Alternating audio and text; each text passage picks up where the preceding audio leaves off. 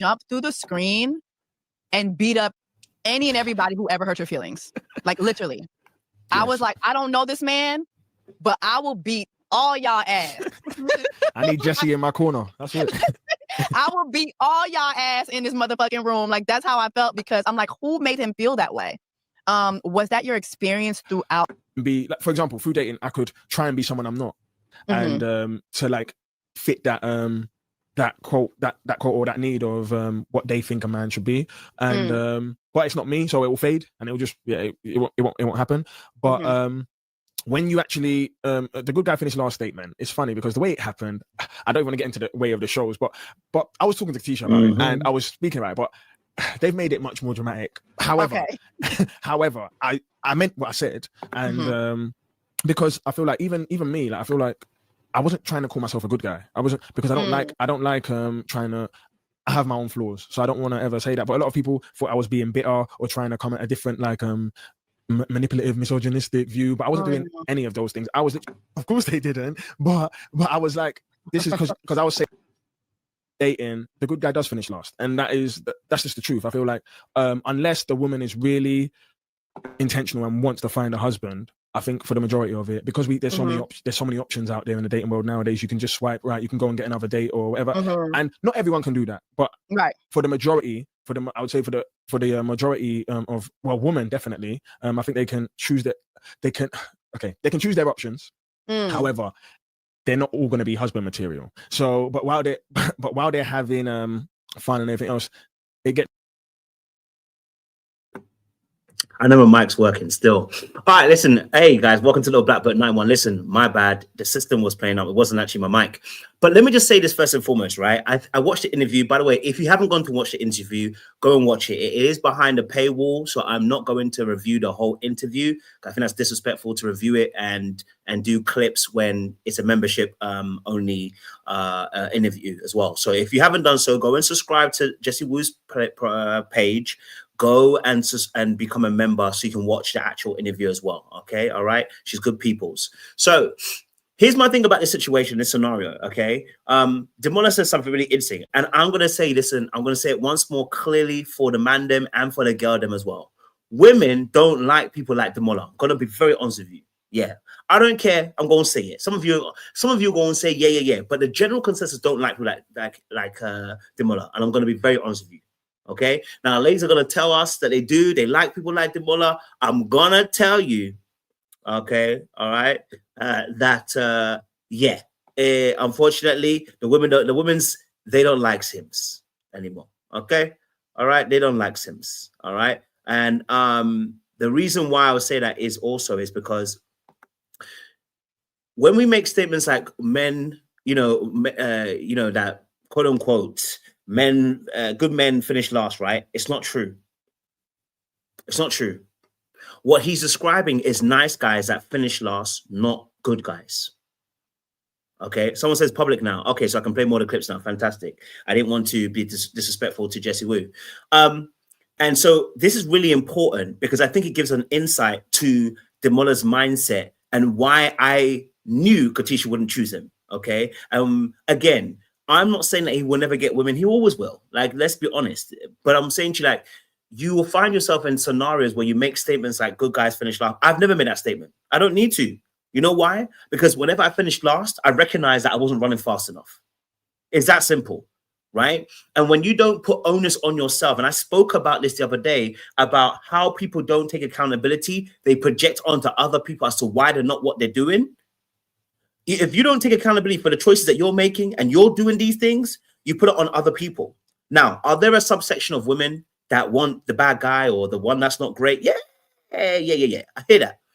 But Demola's trying to say to us, like, he felt like, at that point in time that the good guy does finish last. After being in a relationship for 7 years, coming out and then still thinking that the good guy finishes last. That's a problem.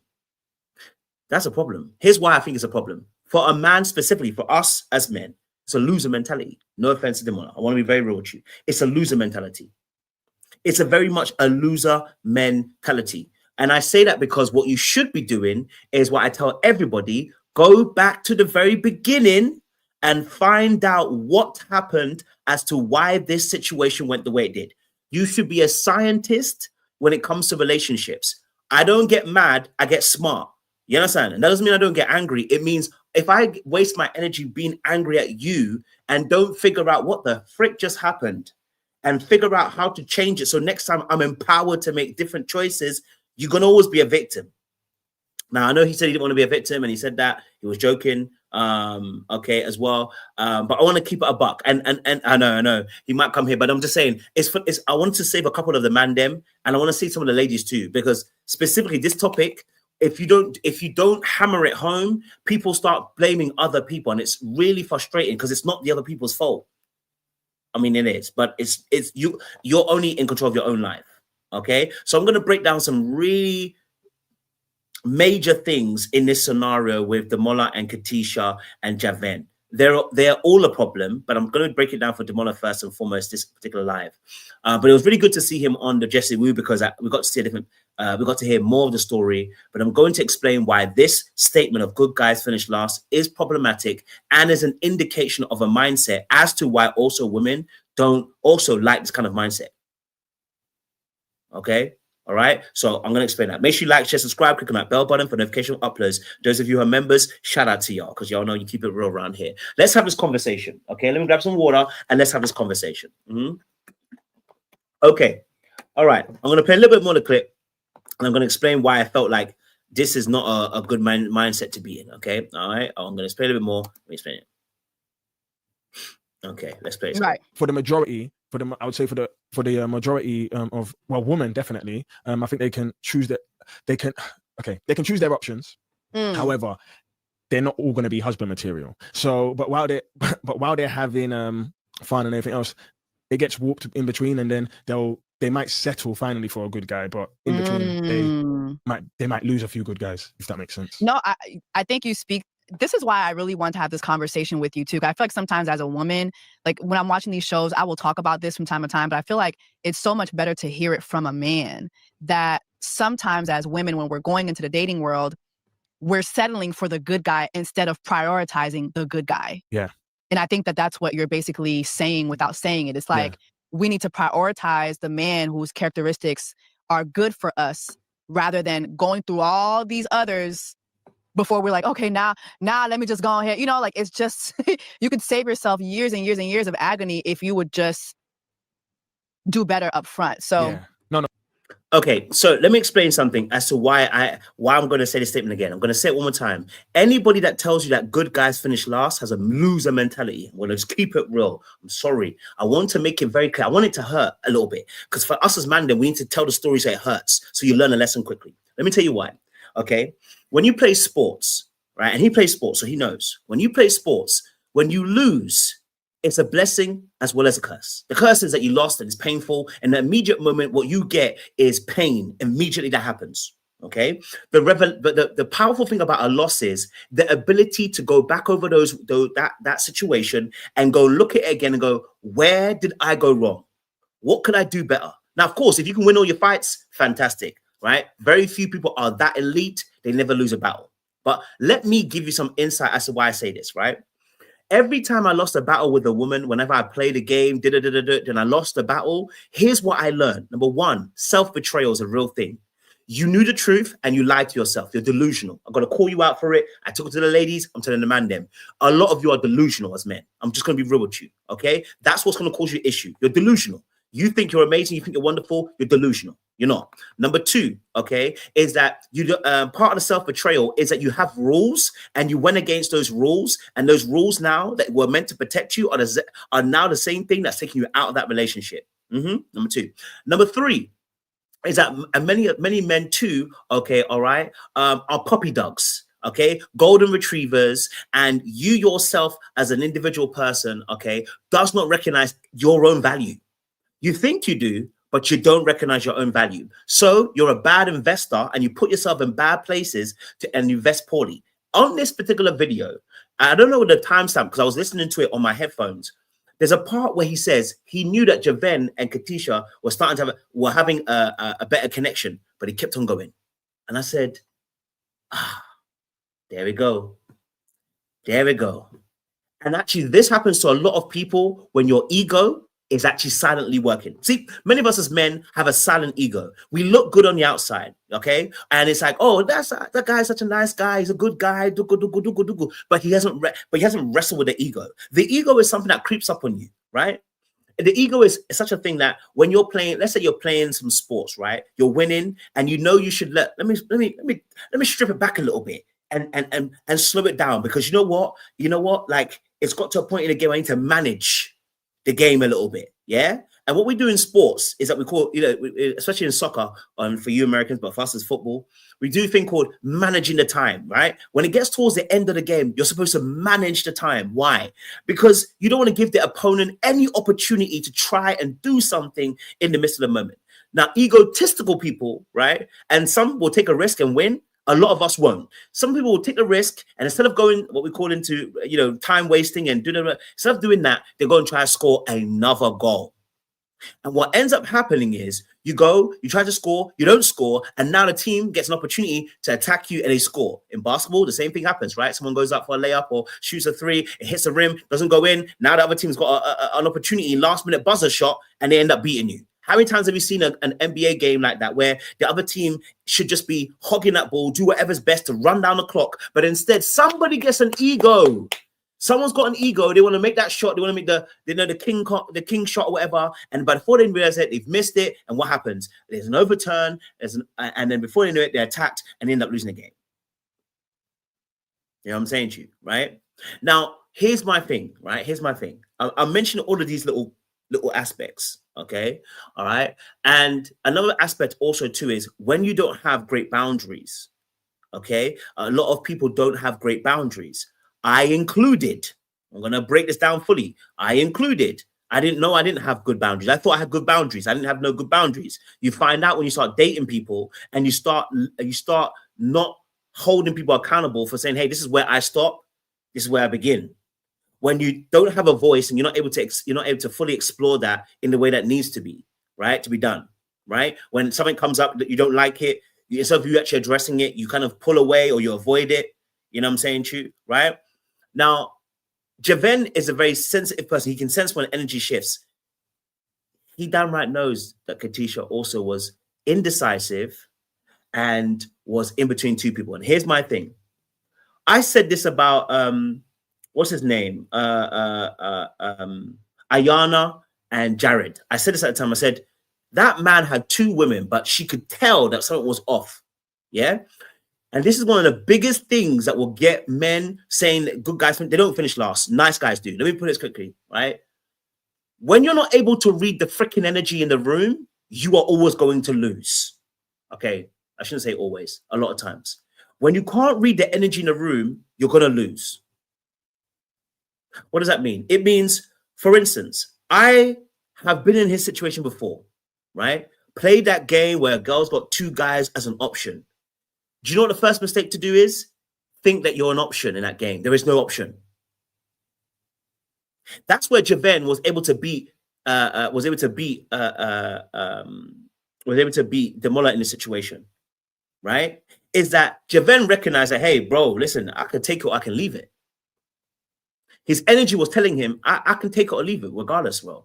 You know what I'm saying to you, right? Now, whether we agree with that or not makes no difference. It's about the fact that he's willing to walk away, if needs be, to a point where we don't like him because he said, she has to propose to me. It's an energy. And so when you're a man and you allow yourself to be put in a position where you've got a choose between two people, bro, you're always going to be in a problem. You're always going to be in a problem, right? You're going to always be in a situation. So once you start recognizing that, you're going to start seeing that in that position, right? Here's my thing, and here's my major thing. This is just from wisdom, from what I've learned. The moment he recognized that Katisha was going to be indecisive and all over the shop, both him and Javen should have quit. I'm going to say it again. I'm going to say it. Now, listen, it works in the most extreme of cases. We've seen, what was it? what's his name? The guy that went with Irene or whatever, or Irina or whatever, and came back to Blue or Moon or whatever her name is. Sorry, I forgot what her name is in the US version. These are very rare instances where this actually works. But a lot of times what ends up happening is people who don't lock it down early are still indecisive or playing a game, or they're people who are toxic. And so whenever you give them the power to be able to denote between you and them, you always cause yourself issue. So here's what's meant to happen. Zach, thank you. What you're supposed to do, right, in a situation between Javen and Demola, very first and foremost, we see what Javen did. In the end, Javen, whether he likes to admit or not, was not comfortable going with Katisha. No matter how much he puts it, he never was. After a while, he started thinking about the situation for what it really was.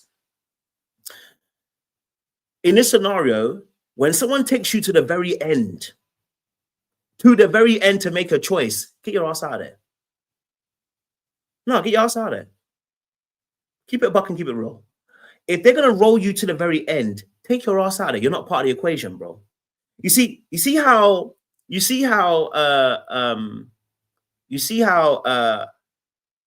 Demola removed all the other girls. The moment he gave a gift to Katisha, right? And all the girls say, "Oh, we can't do him anymore." All right, cool. It is what it is. I'm not gonna apologize. You got to go, you gotta go. He made a choice very quickly. You see, when people know what they want, they go after it. The fact that Katisha also too was playing this game where she was like, I'm not really sure who it was, and you allow yourself to teeter along of it, right? The first thing you have to do as a man, I'm going to say the honesty, is remove yourself. When you have self-respect for yourself and self-worth, you remove yourself. Because there ain't no way I'm allowing you to choose. And when I did it, I promise you, when I stayed in it and I tried to be understanding and I tried to be as open and say, look, you know, you've got to make that choice. I can see how difficult it is. I don't care if it's difficult. I'm not here for your choice. I'm not here to be a choice. Either you choose me or you didn't choose me. If you don't choose me, I got to go. And what people don't recognize is that's what's happening in these scenarios. I say it every time and every season I talk about it, but this specifically is a great example, right? So if you are somebody who goes, actually, I really value me, I'm not allowing you to drag me all the way to the end and then make a choice. No, sorry, ain't gonna happen. Because at the end of the day, once you know, you know. The fact that she doesn't know is telling me that you're not really sure and you're not sold on me. If you're not sold on me, let me get out of there. Let me remove myself. Okay? No, this is why I can't do the shows, because I think because also, listen, when I say this, like, people might not understand it. Like, I've lived on the edge where someone's done it to me twice. It's happened to me twice, bro. It's happened to me twice. Me trying to be understanding, me trying to be like, oh, I can see why it's not a freaking difficult choice. It's not. It actually is not. Like, when people tell you it's a difficult choice, stop listening to them. They're lying to you. It's not a difficult choice. What's actually happening is they are having issues with their wounds, whatever they got in the past, trauma that they got to deal with, and then they're like, I want this, but I'm not sure if I get it. It doesn't matter if they've got that viewpoint. You need to be out of there. You need not to be the option. You're the only option. You know what I'm saying to you? So I'm telling you from experience. Yes, Elsie, I'm telling you from experience. Good guys know this. The guys that are naive and are nice guys playing the good guy role don't know this. And what ends up happening is you become collateral damage for somebody who says, I'm trying to make a choice. But she made a choice. I'm telling you, Katisha made a choice a very long time ago. That's why she changed her mind in 24 hours. And this is why I don't like making Katisha just like, oh, she doesn't know what she's doing. She does. I don't care if you got wounds. I can't care less. I don't care when a man does it, and I don't care when a woman does it. People know what they want. And when they don't become an option to try and make them to see, oh, I need to see if it could. Ah! Remove yourself. Remove yourself. Somebody's indecision will soon have you unstable and in a place where you're always consistently running after them. And actually, in turn, what it does for the other lady also is she's going, I'm showing you that I'm indecisive. Why are you not deeping that I'm indecisive? Oh, she may tell you, I'm grateful for the fact you gave me space. I'm grateful for this, but she's going to end up choosing the Negro that you don't want her to choose. And there's a reason, because you are willing to be so understanding when you shouldn't be, because even she knows you shouldn't be that understanding. And if you're that understanding in this scenario, who else will you be understanding for in this scenario? If I can drag you to here and let you come all the way this here, if my manipulation can take you all the way to here, who gonna stop me, boo? Nah, it's not safe for them.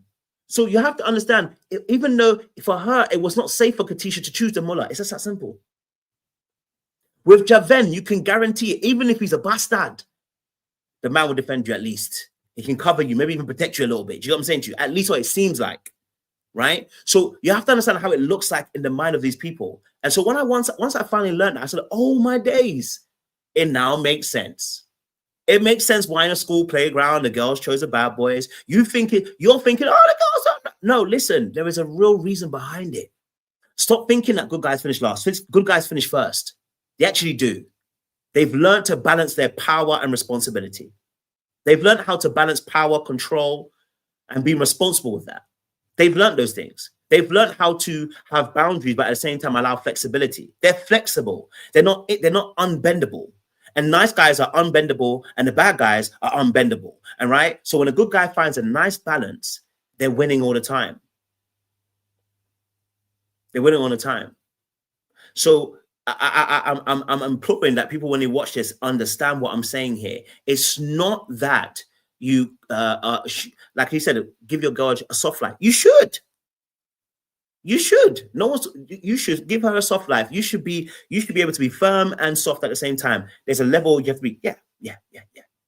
But the mindset is important. The mindset's important. I'll play a little bit more of the clip and I'll get off it, because I know a lot of you might not, some people might agree, some might not agree, and I understand. Oh, definitely, I agree. And even, sorry to cut you, but that is, everything you said is 100%. And I think the reason why I see it so much is because, so I have a lot of, so I have a younger sister who I'm very close to. Mm-hmm. And so if anyone hurts her, they got me to deal with. And so yeah, and like we have these chats. I've seen your Instagram. I see you doing karate. You out here getting your listen, y'all. Demola ain't playing now. He will put his foot up in your ass, okay? But go ahead. So me and her, we have these chats as well. She's single and everything else. So she was in a long relationship as well. My younger sister was, and she's going through her own journey. But I'm happy I have that relationship with a woman, and also I have like a lot of close girlfriends that I've grown up with, and they come to me for advice, and I'm just honest because they know me. If you come to me with advice, I'll give you an honest man's opinion, and I'll tell you if that guy ain't shit, he ain't, and that ain't me hating, that ain't me, like, I'm just telling you, like, you came for my opinion. I'm trying to help you, because at the end of the day, yeah, we ain't got time to waste. No, so yeah, no. Look, I want to be very clear and very real. Okay, all right. If you listen to what he said. And listen, this is even me. I have sisters, so I know I ain't capping. If you give that woman an opportunity to play you, there's enough women out here will play you, blood. I ain't gonna lie to you. I'm not gonna play with you. I've seen some things in my siblings. I'm like, wow, is that what you lot do? And I even look at them and say, wow, that's what they're doing. Okay. And so you recognize that, listen, as a man, first and foremost, right? Your respect can't be negotiated, number one. Number two, don't betray yourself. When you said that's a rule for you, adhere to the rule. The woman's looking at you to see if you'll adhere to the rule. Number three, when any woman, and that's not all women, when any woman starts to try and, when any woman puts you in a place of indecisiveness, you decide for her. You ain't got time for it. If she's not sure this relationship's not going to work, you tell her, listen, look, I don't do the dillying and dallying. You understand what I'm saying to you? Either you want to be here or you don't. If you don't want to be here, cool. Let's leave it where it is. I'm not about to, and then it's like, because what ends up happening is nice guys will do this. They're like, oh, take your time, figure it out. I'll be here. I'll wait. And I've been there. Listen, I've done it. Listen, I'm a mercy. I've done it. You know what I'm saying to you now? Of course, when I do it, I've got some dark hearts about me. My pride and my ego, I leave a little sting. You know what I mean? But what I'm saying to you is, once I've done it, fam, it's not worked out. And the reason why it doesn't work out is because you're not being honest. You're not being honest and you're not being true. And it's my really final point, okay? You're not being honest and you're not being true. Let me give you an example. Demola just said, right? Demola just said, Demola said something. He said, when obviously Javen came back in and they had to celebrate Javen and blah, blah, blah. He said, yeah, it's cool, it's cool, it's cool. Now, he said, obviously, if he hadn't had an inkling and he wasn't sure that she might not change her mind, because he actually told us, he actually told her, you know, will you, like, he said, basically, he kind of had an inkling that she may change her mind just in case. Like, so he was like giving her a heads up. That's why she ended up saying, oh, I won't change my mind, blah, blah, blah. He had a little bit of an inkling. Okay. Now, if you've got a little bit of an inkling, you know that girl's not sure of you. Okay. And I'm making it very clear. Okay. All right. We're making it very, very clear.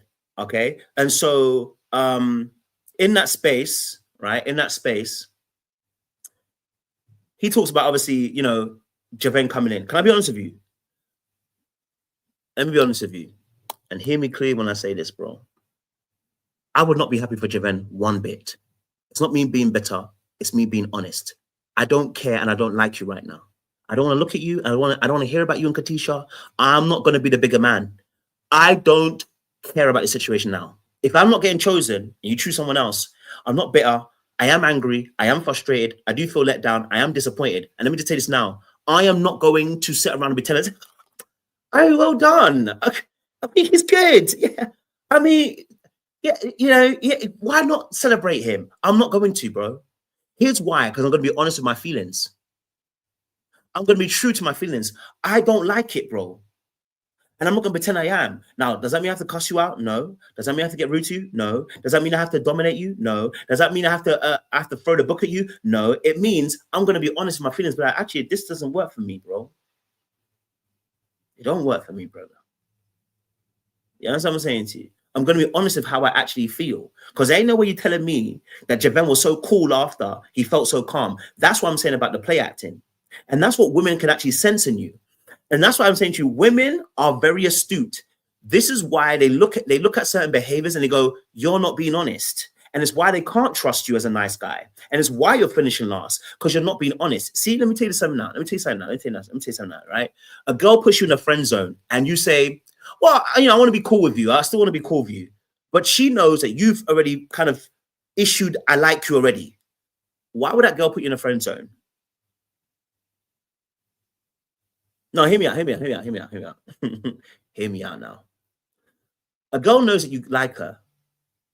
Why does she put you in a friend zone?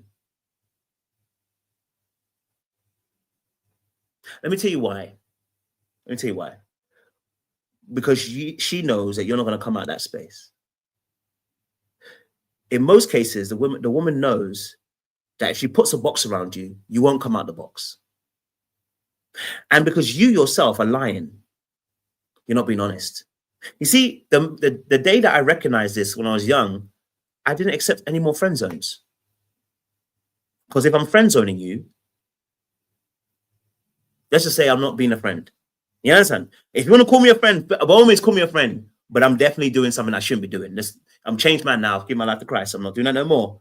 But I'm going to say this now. If you put me in a friend zone, just know I wasn't her friend.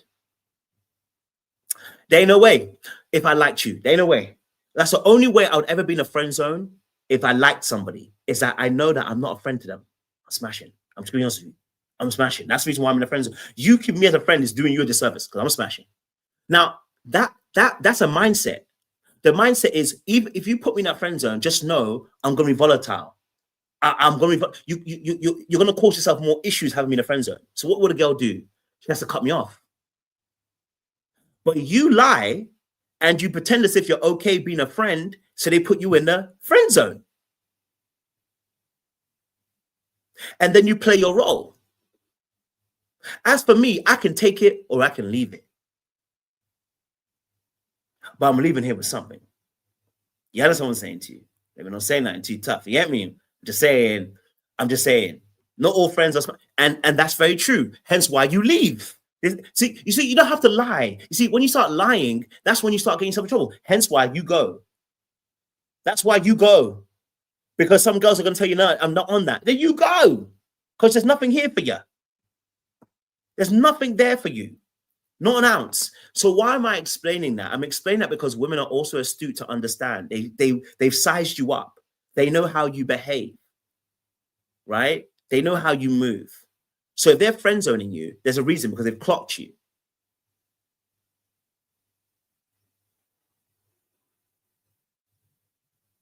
So when I say that good guys don't finish last, good guys do not finish last. Nice guys finish last. Nice guys finish last. And in this scenario with Demola, I definitely feel like Demola was presenting as a nice guy. Right? And so one of the things that nice guys tend to do is not read the room.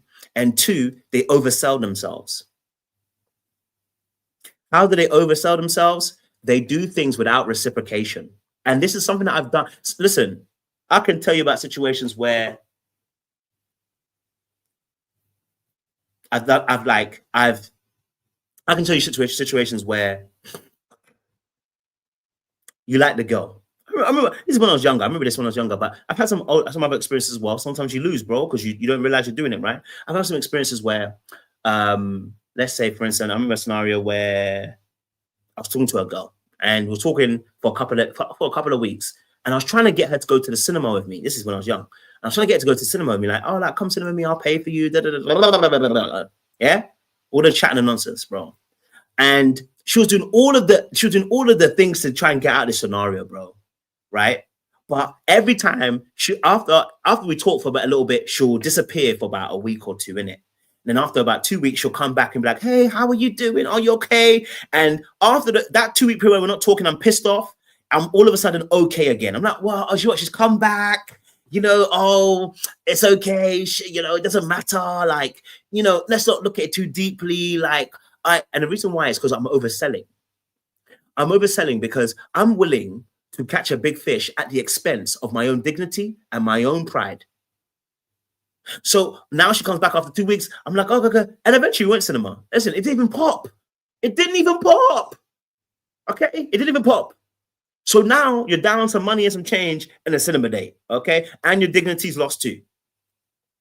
Now I can sit here and blame and say, well, girls don't like nice guys and good guys and that guy. And I'll sit here and I'll be like, bro, no, I oversold myself. I didn't pay attention to the game. The girl was disappearing and ghosting over weeks on period, and you didn't think that the girl actually liked you. Oh, because you don't like yourself and you don't realize that. Oh, or you don't recognize when someone actually likes you because your parents never showed you what really liking you for you actually looks like. Oh. Because you've got some wounds within yourself and you're not recognizing that you yourself are not in tune with you emotionally and your needs. Oh, recognize. Okay, so we're going to blame her, we're going to blame ourselves. We're going to take some accountability. I had another situation. Okay? I remember the situation, okay? Where I was talking to a girl, okay?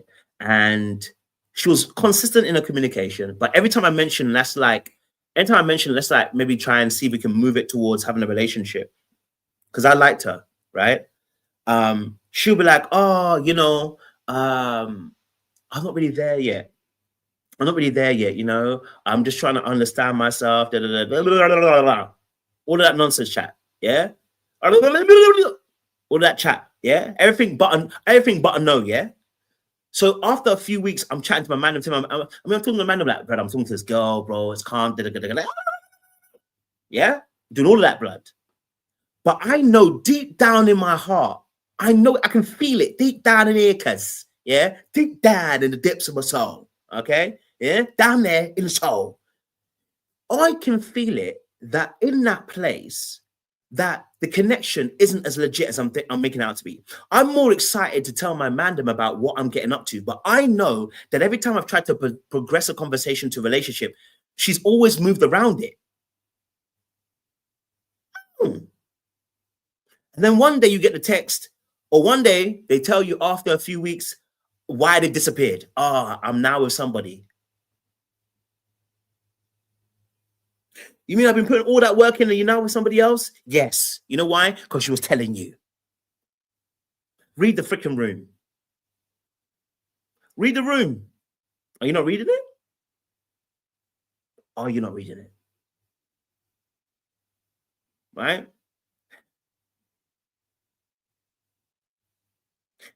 I don't care what that girl's reasoning is.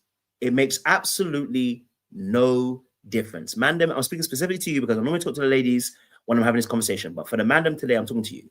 It doesn't matter what her excuse is. I don't care. Nothing Nada. Okay? In those situations, but a yes is acceptable. Anything short of a yes is unacceptable. And that's what we see in the Demola situation. So in that, when we see that situation, right, it got dragged to the very end. And he knew there was something wrong because he had to even assure himself that actually don't change your mind. Do you get what I'm saying to you? Like, he knew there was something wrong. So he can talk about how great their connection was. He can talk about all this kind of stuff. But you felt it in your spirit. Like, that's what you had to almost kind of let her know. And she had to assure you, oh, no, I'm not changing my mind. Why would I assure you and say, would you change your mind if I didn't think you would change your mind?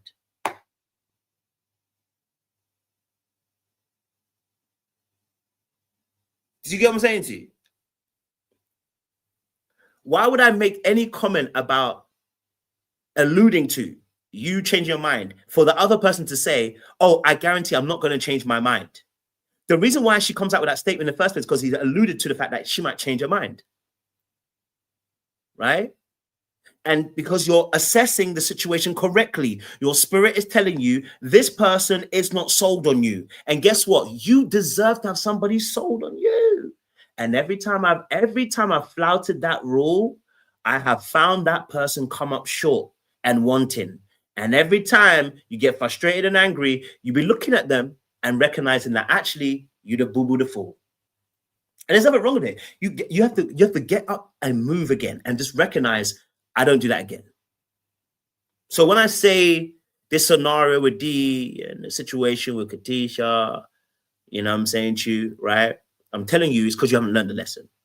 Let me tell you something that happened to me, okay? I won't go too deep with the scenario. I remember there was a certain girl recently, I don't lie to you, a certain girl. Whilst I was doing all my madness, whilst I was in Egypt, you know, when I was in Egypt, I was doing a lot of things, fam. Obviously, when I was in Egypt, this particular girl, I started talking to her. She was cool. She was calm. I've done this on Dark Arts podcast to help man them. And she was cool. She was calm. When we first started, it's just a bit off. Just a bit off. We went on a nice little dinner, a little lunch date. It was all good. And then she disappeared on the face of the planet. Ghosted. But you can't ghost in Ghana. You understand what I'm saying to you? You can't ghost in Ghana. We'll see you somewhere else. You know what I'm saying to you? So when that person then doesn't reply to your messages 2 or 3 times, at what point do you take it upon yourself to say, actually, this ain't it no more? So I took what she said. I said, all right, cool. Since you ignored me, you are saying what you're saying to me. Cool, isn't it? You hear me? Cool, isn't it? I'm gonna cut ties with you. You know what I'm saying to you? So I ended up telling her and I had to cut ties. Now when she tried to rub me back in by calling me like, oh my God, I want to apologize. She didn't even apologize. Just wanted to have a conversation. Okay, right? Want to say all of that kind of stuff. Bugger. All right, cool. Come back, and then you have a conversation. The person does the exact same thing again. So I should have listened to my instincts the first time around. All right, let me just say this now. It's not because they're avoidant. They just don't like you enough. I'm gonna tell you straight. It's not because they're avoidant. They don't like you enough. Okay, it's that simple. You see what I'm saying to you? The truth of the matter is, at the very beginning, whenever you're getting to know somebody, yeah, everybody puts their best representative on. So if you're telling me you can disappear in the first few weeks, they don't like you. It's just that, it's that simple. They don't like you. Get moving. On to the next one. On to the next one. Move on. I'm gonna keep it a buck with you. You're not in a relationship. The stakes haven't been increased. You're not in anything. You know what I'm saying to you? Move on. Because no stakes have been introduced into the scenario. Do you get what I'm saying to you? Like, y'all are not dating. You're not together. You're not boyfriend and girlfriend. None of that has happened yet. So why is the person already being an avoidant? That is not how it works. They don't like you. Take the hint and get the frick out of there. You know what I'm saying to you? Take the hint and get out of there. And absolutely right, Katie. Avoidance do. Precisely why I can tell you when someone's actually being true and genuine and whether they're playing you. As an avoidant who's played, I know what someone playing you looks like. In the very beginning, when they really like you, that's not what happens. You know what I'm saying to you? So this is why I'm saying to you that you need to be a person who is very much somebody who is going to be boundary-led, Make sure you do what you said you're going to do, right? And honor yourself. You know what I mean? If things are happening, you call it out and you say, hey, I don't like this. We don't like that. You know what I mean? Because you see what happened with Javen? Javen was like, bro, listen, I can't trust that girl from Adam, bro. Couldn't trust her. You see me? So, yeah, man, I think that was just what I want to share on that aspect, just to kind of break some things down. But I think it's important for us, man, them sometimes to be aware of those things and not allow yourself to be deluded and lie to yourself. You know what I'm saying to you? Because I think, like I said, we've all been there. We've all been there.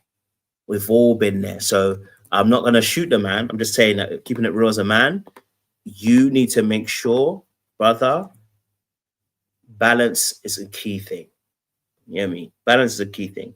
There's a little bit more I want to see if I can chop up a little bit. I'll do a whole live about So speaking of not having time to waste, what were you looking for in a wife coming into Love is Blind?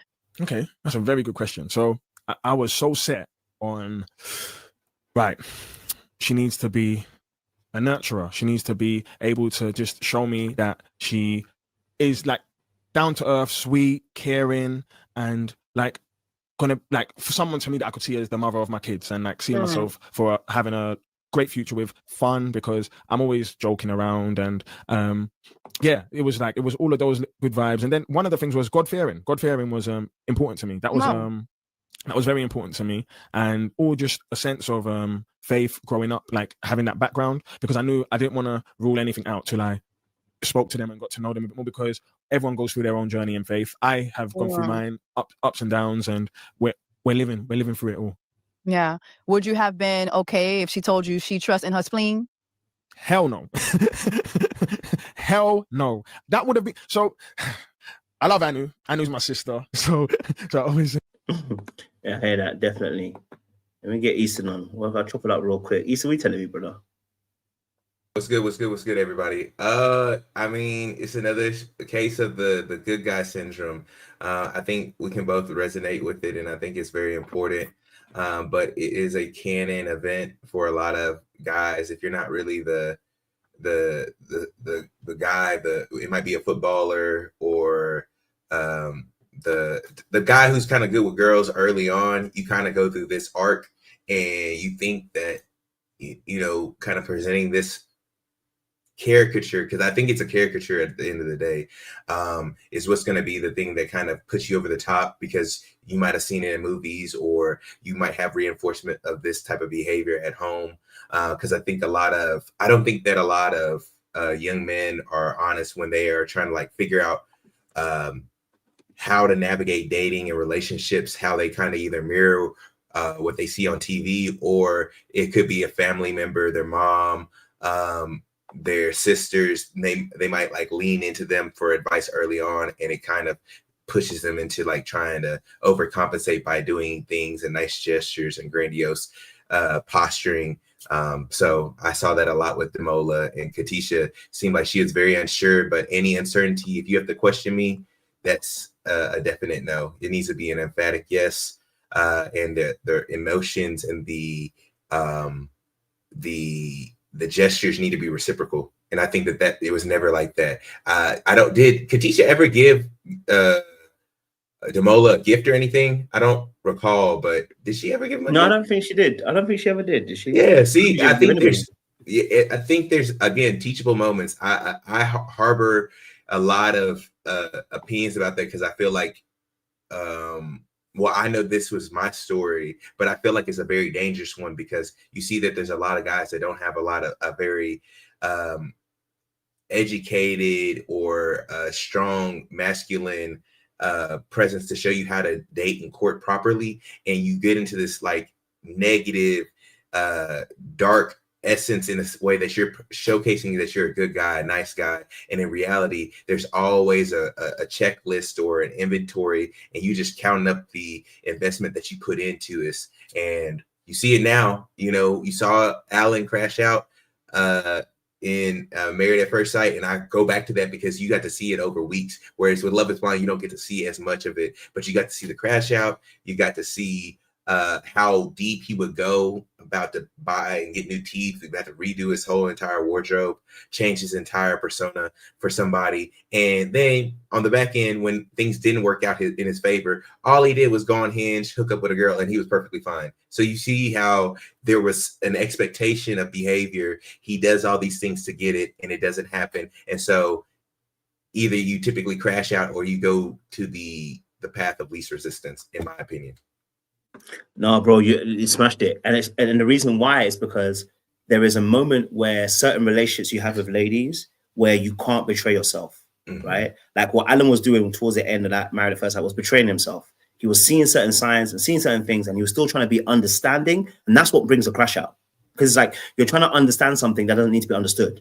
You know what I'm saying? If I'm being disrespectful, there's nothing to understand. You're being disrespectful. I need to call you out. I need to let you know you shouldn't be disrespecting me. It's not me that you're doing that to. And women typically, this is something that they watch out to see how you move. And it's not all women. Again, like I said, we're not saying it's all women, but there's a lot of women who will end up unintentionally or intentionally testing that boundary to see, are you true to that boundary? Are you true to the fact that you would make sure that you're going to uphold your manhood? Because if you don't, then she has to become the man. And this is look, as an individual, you may not like it, but it is what it is. And that's what I was saying about the Demola situation, which is he actually ended up canceling all the other chicks. Meanwhile, Katisha hadn't given him the reciprocal energy as of yet. She just said she liked him. She liked Javen too. She hadn't choked, you know what I'm saying to you? So at that point, I'm not saying you can't give gifts, but what I'm saying to you is that you weren't exclusive at that point. It's this like you were still talking in the pod, still trying to get to him. When old boy did it, what's his name? Kieran did it with Megan, right? Kieran did it with Megan. At that point, X'd out Sophie. But if Megan was the right move, though, it was the right move. But if Megan was now what we see with Katisha, it would have been the wrong move. Right. It's a lucky move. He got lucky with that one. If I want to call it lucky, because in that sense, right? Because had he met someone like Sophie and it was a way around, you might have lost. Right. You know what I'm saying to you? So it's like you should be securing the thing and focus on building that connection and then seeing, are they reciprocating that connection? If not, we've got to get rid. Otherwise, we get stuck in this position. You end up crashing out in a sense. For sure. And just to kind of piggyback off of that, I definitely want us to like make it very apparent that we are trying to showcase to the men, like, hey, you have to identify these behaviors that you might exude immediately, because you'll continue to sell yourself short and you'll continue to lose because of it. Because it starts in phases. It doesn't immediately go into sometimes it works. Let's be honest. Sometimes you could go above and beyond, and it might end up being you hooking up, or it might be you having a relationship that's temporary, and so you kind of get that positive reinforcement from a negative behavior, and you continue to do this until you over here flying people out and taking trips, and then you really like, oh, I need to have something reciprocated off of this effort that I do. And you hear all these really, really bad stories. And so I never want to see it get to that point, because it can take a very dark turn when you feeling like, well, I done did all this stuff and I'm leaving here with something. That's how it doesn't just start at the first point. It starts after I get a little bit of instant gratification, and then I get a little bit more, and maybe this didn't work out, like the communication was off, but I saw some success here, and I keep trying to do this, and it's building blocks.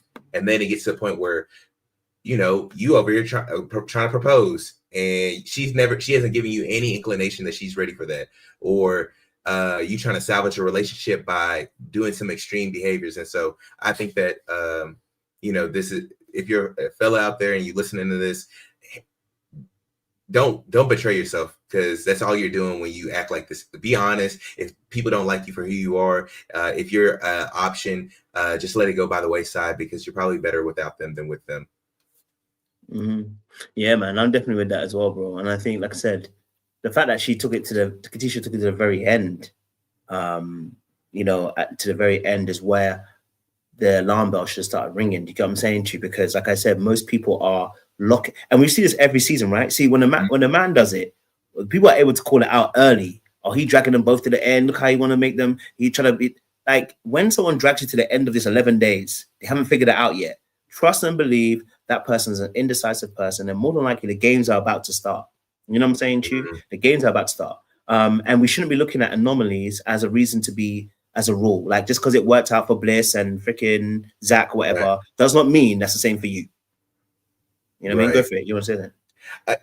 Yeah, and I guess these extremes really aren't that they're not really good scenarios to kind of base your life around, because Zach effectively picked somebody else, had a terrible time with them, circled back with Bliss, and she was just gracious enough to give him a chance. But in reality, you know, once you kind of scorn somebody, I think that if she was a little bit more of a sister, oh no, that wouldn't have never happened. You wouldn't have been able to circle back on that. I think that there's a lot of different components in that, and you just don't want to waste time. You don't want to waste time, and I think that the older you get, the less time you have to waste and be unintentional and deal with people who are trying to play games and jerk you around. And I really would have wished, because also when I think about Demola, some of this stuff is also going to be traumatic to him, because he's going to have to replay this. I think I always go back to Marshall.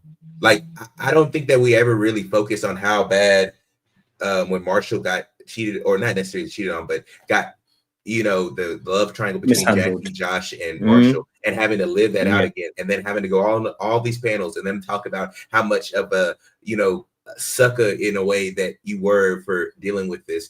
And not you see it now. Like, I'm not saying that Marshall hasn't healed, but he's gotten out of a bad traumatic the second engagement. Like, this stuff kind of like perpetuates and continues to do so unless you do the work and the healing and really am honest with yourself and find somebody who's always going to choose you first, and you're not going to have to, like, you should always know, like I say, be emphatic, like in every aspect of the dating phase. The person that you're talking to, courting, dating, should be emphatic about you, and likewise it should be mutual. Yeah, and I think that's what you just said there, bro. You know, women talk about consent a lot, and they should, because it's right. You should be consensual. And that same thing with dating, it should be the exact same thing. There should be enthusiastic yeses across the board when someone says they want to date you. They should be excited to tell you, I want you, and there's nothing else. I just want you. And Katisha was unable to do that until, of course, she was at the very end, and she wanted to finally, but she had, of course, we promised, but we all could see the behaviors before that were showing that she's someone that was not necessarily consistent with you, and necessarily somebody who was for you, right? And even with the Marshall and Jackie situation, before that, we saw the inconsistency of Jackie before then. The disrespect that was happening before then, it got to that point. So it's not like someone randomly comes out. And I think a lot of times when we see these shows, people don't want to see the signs because they want to say they're a perfect victim. I never saw it coming. How can you even tell me that? You know, I was blindsided, and it's the reason why they do that is because they don't want to take accountability. They don't want to take accountability for the fact that they weren't paying attention and that they allow themselves just to fall instead of walk in love.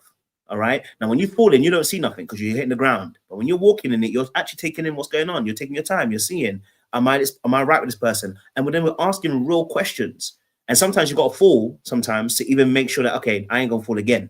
But if you're not willing to learn that lesson, you're going to be back in that same place over and over again and blaming the other parties for why they're not seeing your value or treating you correctly. But that's what I'm saying about the Demola situation, in the sense of, like, he needed to walk in that love rather than fall in it. And Katisha was, if he was to be honest himself, he can go back and go, there was things that were missing. There were things that weren't quite sure, 100%.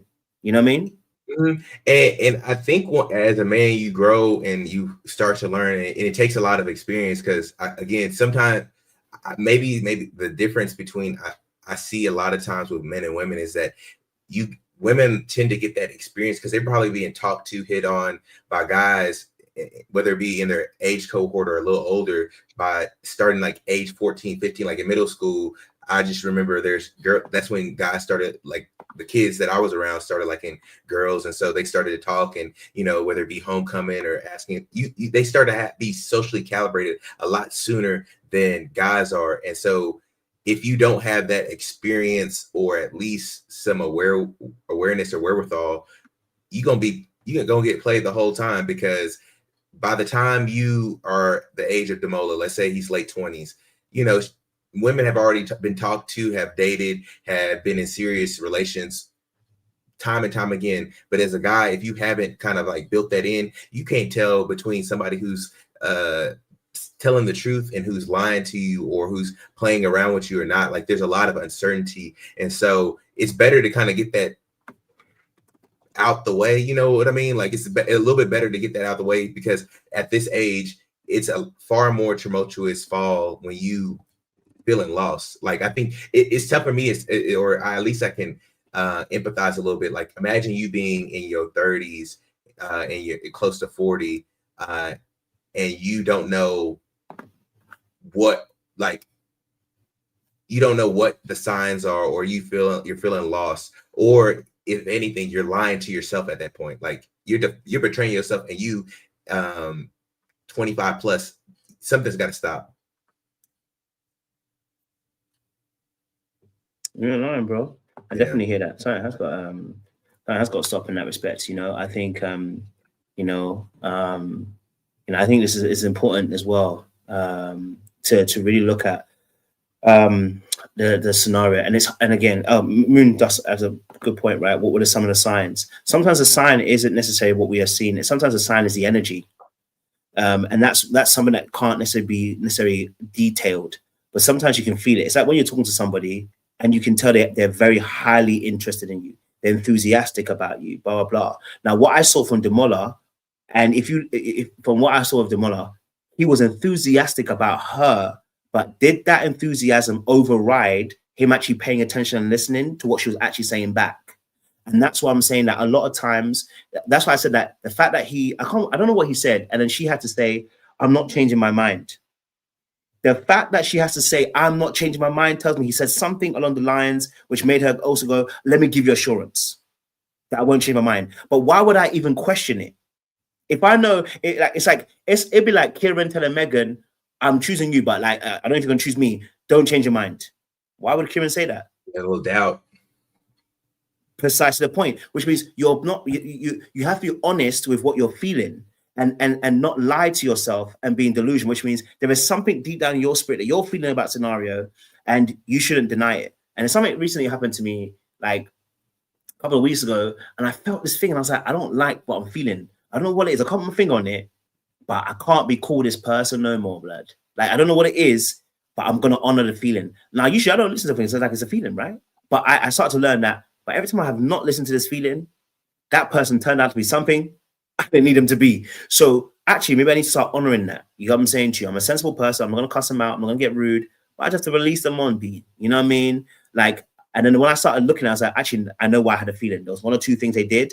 I didn't like it. And I watched it. It felt like this. It felt manipulative. Okay, cool. Release them. Release them. Don't fight it. And I think that's important for everybody, like to go with your gut instinct. You know, your gut instinct is usually correct. Go to gut instinct. You know? Yeah.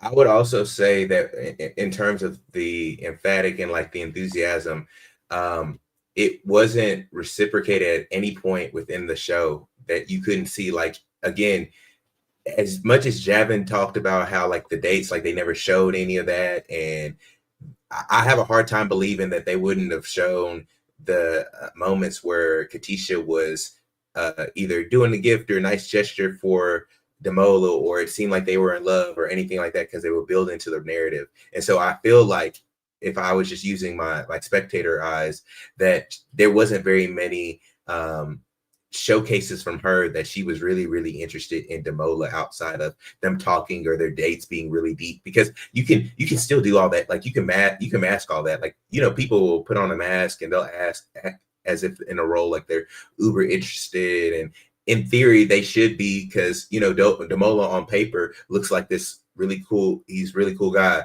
financial advisor or banker or whatever it may be, cool, really nice, well-spoken. So on paper, he should, and maybe that might draw the interest, but it never gets deeper than that. And you never saw Katisha do anything above and beyond or anything like that. And I think a lot of guys know, if you dated somebody who's really interested in you, that it's not a tough ordeal for them to do a nice gesture for you, whether it be, hey, you've paid for all the dates one time she'll pay for when y'all go get something to eat, or she'll say, oh, I saw you needed a this, that, and a third, and then she'll pick it up and be like, oh, and it might be something like $5, but it means so much to you.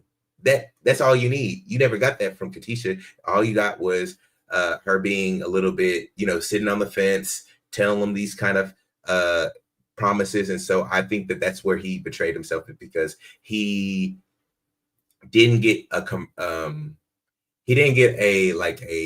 conversion on the reciprocal effects and the reciprocal behaviors, but also within that he wasn't looking for that. Like us guys, we advisors and analysts, and we start to calculate the ROI about what we did and all the dates that we've gone on and stuff like that. But even for Demola, I think that he probably was, but he was just like, all right, well, maybe if I spend more or do more or give her a gift, then she'll eventually pick me. Also, the power was actually lost from Demola, and I didn't clock it until I deeped it. Of course, like, so we're gonna So in the triangle between Javen, Katisha, and Demola, who had the power? Katisha the whole time. The whole time. It wasn't like a dance. Like normally it sways from one side of the court to the next. It was her. She had the ball in her court the whole time. He was throwing gestures, throwing things, saying, hey, we can do this. And she was just dribbling the ball on her side of the court. And then at the very end, she said, oh, I'll pick you. But even that, she had the power. Normally, like, okay, like let's just break it down like a real thing. In a relationship, y'all kind of are talking, y'all are courting. Eventually, most times, not the girl is asking, so what are we doing? The power shifts back over to the guy. The guy is the power shifts to the woman when you're going on the dates and doing the stuff and you're putting your best version of yourself. And then after a while, she feels like she knows you pretty well. So what are we doing? Every guy's had that conversation. Power shifts again. And it was always in Katisha's court the entire time with Demola. Bro, absolutely. And I was just deep in it as I was thinking. I was like, wait, hold on a minute. In this scenario, you'd think that Katisha should have the power. But if I'm coming to marry you and propose, you don't have the power. Right. But when you're thinking incorrectly and you've given over your power because you're believing that she has to make a choice between two people. No, she doesn't have to make a choice. I'm making a choice. Mm-hmm. Because I'm gonna have to choose whether I want to marry or not. But once you cede her the power by saying she has to make a choice, no, she doesn't make a choice. I have to make a choice. I don't care if you're with Javen or not. I have to make a choice because I have to see if I'm gonna actually propose to you. So I've got a deadline for me. I've got a deadline. If by the 6th day you ain't trying to pop in, okay, well, I need to get out of here. Right. I need to go.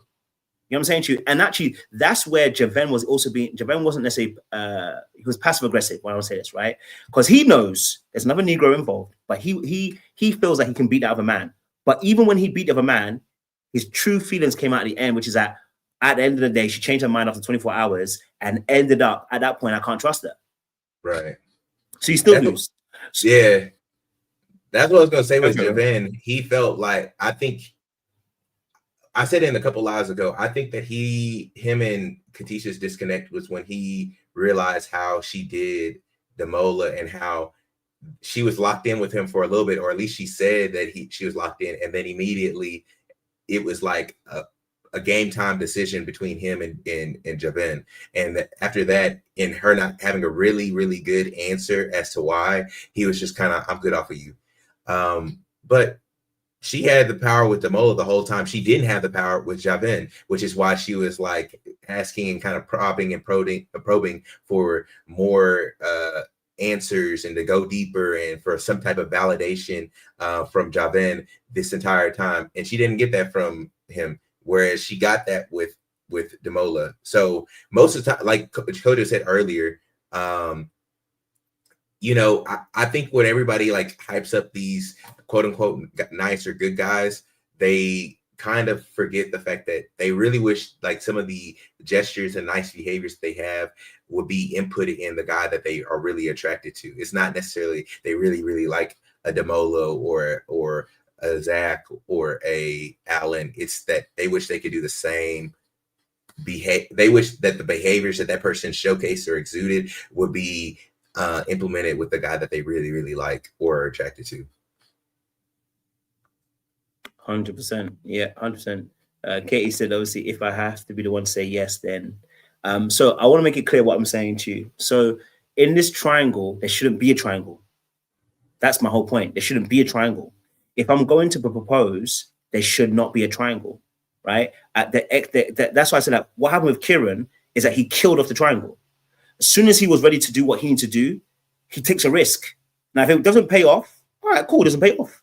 But you know what I mean? You might cry a little bit when you go home, but at least you know that, bro, you can go with your dignity. You tried, it didn't work. You understand what I'm saying to you, right?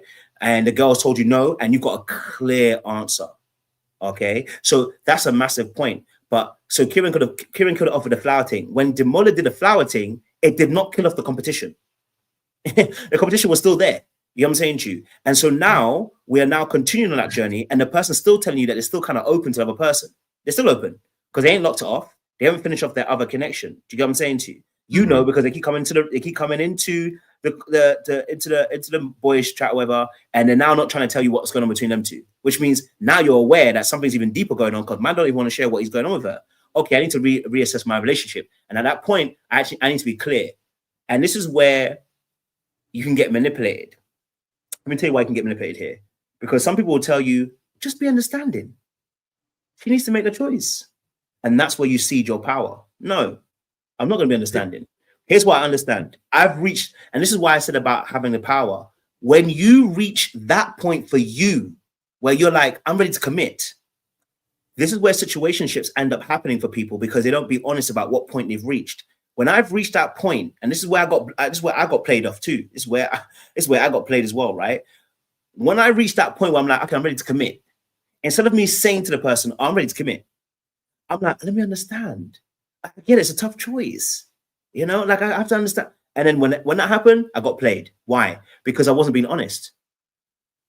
You know, when you reach that point where you're ready to commit, there is no other game apart from, hey, I'm at this point right now. Where are you? And then anything but a no, anything but a yes is a no. Because if he then says to Katisha, listen, I'm ready to propose today. What are you saying?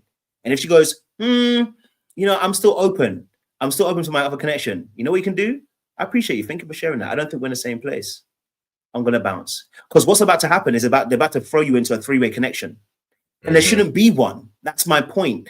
And it's not a man thing or even a woman thing. This show intentionally puts people in that position, right? But how many people actually get in a relationship with somebody and then go, oh, well, I'm in a relationship with somebody, but I've still got someone else I'm also dating as well while I'm in a relationship with you. It never happens. The experiment. That if I mean, again, to my rules, if you hear somebody say the experiment, you already know that they're gonna put you through the ringer. The ringer. They're gonna put you through the ringer because they're gonna try and they're gonna finagle and they're gonna draw us out. And most people who do this, you see Javan, you see a lot of the guys in the past, they kind of draw out their relationships. You either something drastic has to happen. What was old dude that looked like a thumb that had the girl who said she was on the EpiPen, Jimmy and Chelsea. You remember Jimmy and Chelsea? One that said she looked like Megan Fox. Something drastic has to happen to either shift that, because he was the same thing. He was Katisha. What happened? Old girl that was the fine one, she took herself out the race and he was left with Megan Fox. And then what happened? Him and Megan Fox ended up breaking up because she didn't look like Megan Fox and he wasn't into it. But he had all the power. Eventually, you just got to take yourself out the race, because if you don't, you're going to continue to sell yourself short. Because what she was doing, she was writing letters to him. She was telling him about how she was a foster child. She had opened up about her having a child, all this other stuff. Like, you have to keep pushing it to even make a dent in it, and it's just going to make yourself continue to lose yourself. I don't know. No, you said something really powerful. And I something happened, and I want to play a little clip from the episode. I went to episode 3, and I want just to show something, right? And I'll give what I think this situation is interesting. That's me. That is so nice. Hold on. I thought A treasure. Can't wait to be in your presence and hold my boo. Katisha Aylara has a nice ring to it, which I can't wait to call you. Me. that is so nice and thoughtful. Thank you. Here's my thing. She hit you with that. That's so nice. Ah! That's she hit you with that. That's so nice. I said it all. It took me back. It took me back. I said It took me when a back girl- too, bro. When a girl hit you flashbacks. with that, that's so nice, and she hit you with that little cute smile, that alright smile. Oh yeah, it's a wrap, brother. It's a wrap. Wrap it up. Production, we're done for the day. That's so nice. And she hold her chest. Oh, that's so sweet. That's so nice. You Wrap it up for the day. you done, my boy. Oh, Yeah, listen, I was just as I was watching, I was like, I remember I had the same thing as you, but I had that flashback. But what I also clocked as well, right? And you said it as well, which is about, for instance, when he just gave he read out of his book and he said something really powerful, right? He said a moving words. Here's what I've learned. If that person doesn't reciprocate those moving words, when I say moving words, I don't mean they're going to be as eloquent as you. Maybe they're not as eloquent as you, but they're not reciprocating that energy, right? Like, I remember one of my girlfriends, like, I remember I would do a morning message, right? It'd be nice and long, da-da-da. And then she'll send a long-ass message back, like, I can't believe this, da-da-da. Or she'll send a voice note, I love this, da-da-da-da-da. Energy was matching. Yeah, that's what I'm saying to you. Yeah? But when you get a move like that, where the person's like, oh, that's so nice, right? Or it's like, oh, thank you. You can see the gratitude does not match the level of effort and energy you just put into that thing there. yeah. And we're still early doors. This is not a person you know. Because when you know your partner, then you know, oh, I know they don't do those things. They do their other things another way. This ain't the person. You don't know them yet. So this is what I'm saying about reading the energy, because the person's not giving you back the same kind of energy, right? She's not taking out a pen. And I don't remember in all the episodes, did she come out and be like, I've got something to write towards you and say how amazing you. No, she never. No, she never. So much so that it was so easy for Javed just to sit there and she changed her mind. You know what I mean? Folded like a lawn chair. Go for it, bro. He folded like a lawn chair. Like Trey's saying, Demola went in too heavy too soon. And I think that like an old school kind of player move is just to be a little bit more reserved. And maybe, again, I don't think it is a positive trait to have, but being a little bit more cautious with showcasing and sharing your emotions isn't necessarily bad. You want to make sure that if you are going to be open and that intimate with somebody, it's somebody that, again, is reciprocating the feelings and sentiments that you have. And what Demola did was he did it by day 2, 3, 4, early on in the process. It ends up betraying you, because I'm not saying that I think that women will think that you're weak, but I definitely think that there might be like the natural ebbs and flows of power and kind of the chase. Like, it's a chase for both people. It's not necessarily just a chase for a guy and he's like chasing a girl. There's a natural ebb and sway. It's a dance. It's like, if you look at animals, the same thing. It's a natural sway and motion when they are like, you know, flowing together. It's not necessarily just one person's chasing the other and vice versa. And so it has to be natural in that essence. And the only way you can create that balance is if you are getting reciprocal energy. And she just, it just took me back, because and this is, bro, what you're saying, listen, watch, this is okay. I'm sorry that I threw you a spanner. Well, not you shouldn't. I'm hoping it's a good spanner. Hold on. That's me. That is so nice and thoughtful. Thank you. Yeah, all my friends are gonna kill me. Oh my gosh. I feel like I know who I want to talk to, and it's you, to be honest. That's really sweet. Mm-hmm. How do you feel like about us? It's definitely like a curious connection. This is still a bit of a spanner in the works. That right there. In 4K, you shouldn't have to ask.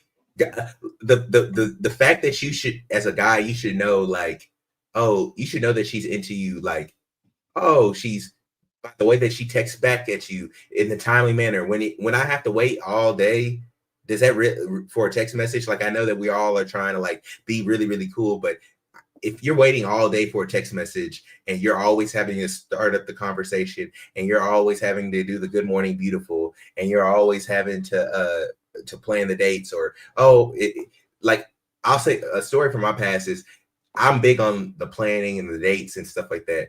And so if I'm always trying to create an avenue to spark where we can meet up or link up, then that's a problem right there. If it's too tough, oh, I'm busy today. Oh, well, I'll give another suggestion. Hey, what about Friday? Oh, I'm busy then too. That's basically reaching out, and you're just trying to fish for a time to get together, and that's what a lot of dudes do. And you saw what Demola just did. He was fishing for. So, what do you think about us? So, what? No, you should know immediately, or she'll start to do that, and then she'll hit you with it. So, what are we doing? That's when you know. Okay, I got it on the hook. I love, like, we're both in this together now. I'm ready. Let's make this for real and let's commit. That's what it should normally how it goes. But if you commit too early, like Demola, you're gonna be looking like a fool, like Boo Boo the Fool. Yeah, and again, it's about the energy that you bring to the table, right? So again, I want to make it very clear. Timing is everything, which means you have to pay attention to what's happening to you in the present moment. Okay. So for instance, it is too early because of the timing of what's going on with them two. Had he paid a bit more attention, the flowers going to come a little bit later on. It would have been fine, right? Once he got the lock-in, but it wasn't there yet. And then he locked off all the other people because he said, I'm ready. He actually just said it, and I think he said, I only want to talk to you. Actually, that's not a problem, you know, if you're willing to take it or leave it. So if you say, hey, listen, I'm here already, and you know what? I'm willing to cut off all these other gal.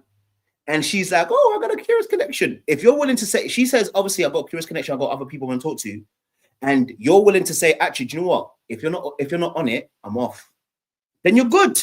But if you're going to now come and say, well, I can understand why you're there, you know, then what's going to happen is this situation could play out the way it's played out. You know what I'm saying to you? So what I'm saying to people is that we're not saying men shouldn't do these things, by the way. There's nothing wrong with a man getting a girl flowers. There's nothing wrong with that. You know what I'm saying to you? But you already got a buy-in. He doesn't have a buy-in right now because that girl is still open up with her options. And now she even answers your question with it's a curious connection. Not even like, I like you. Not even I want you. It's a curious connection is basically blood. Can't lie to you. You've got me in a predicament because you're liking me, but really, I'm really liking someone else. You know what I mean? Go for it, Easton. I know you want to say that. Go. I think it really stems to like a lot of dudes don't the context that they miss is that they aren't really getting a very like an enticing feminine experience from the person that they're dating. And obviously they're in the pods, but you can kind of like infer by what they're saying, like a lot. Okay. So in a lot of the exit interviews, all the women said they like Cal. Why do they like Cal? Because the masculine experience that he was providing was enticing, was curious to them. It's synced along with what they were wanting. And in reverse, you know, Sorover was giving him the feminine experience that he wanted, which is why he was like, she's the best girl I've ever dated. I loved her so much, and this was real, et cetera, et cetera. A lot of guys either aren't one providing the masculine experience to really kind of cultivate a really good feminine experience, but also in reverse, they're not even paying attention to what kind of feminine experience they got from whoever they're dating. You got no choosing signals, no clues, no nothing.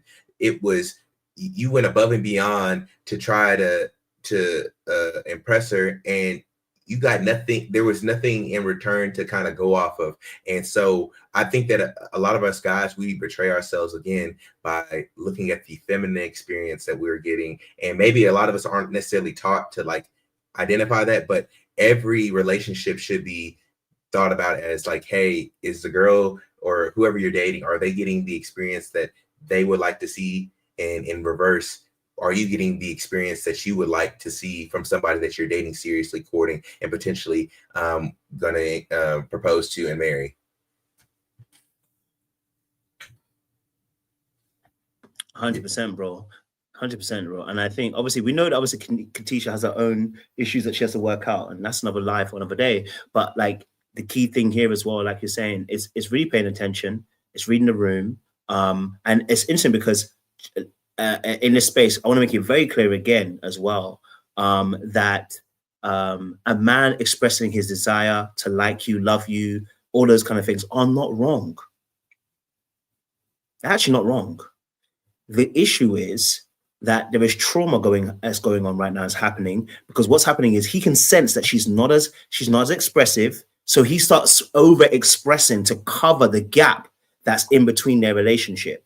I'm telling you from experience that I know this actual sentiment. I've done it before myself, where you're chasing a girl and the girl's giving you attention in intermittent periods. So it's like, then you start, you start over expressing, saying how much you care about them, how much you like them, how much you want to be around them, how much you want to be with them. You start using so much of this expression for them, right? You turn into a poet.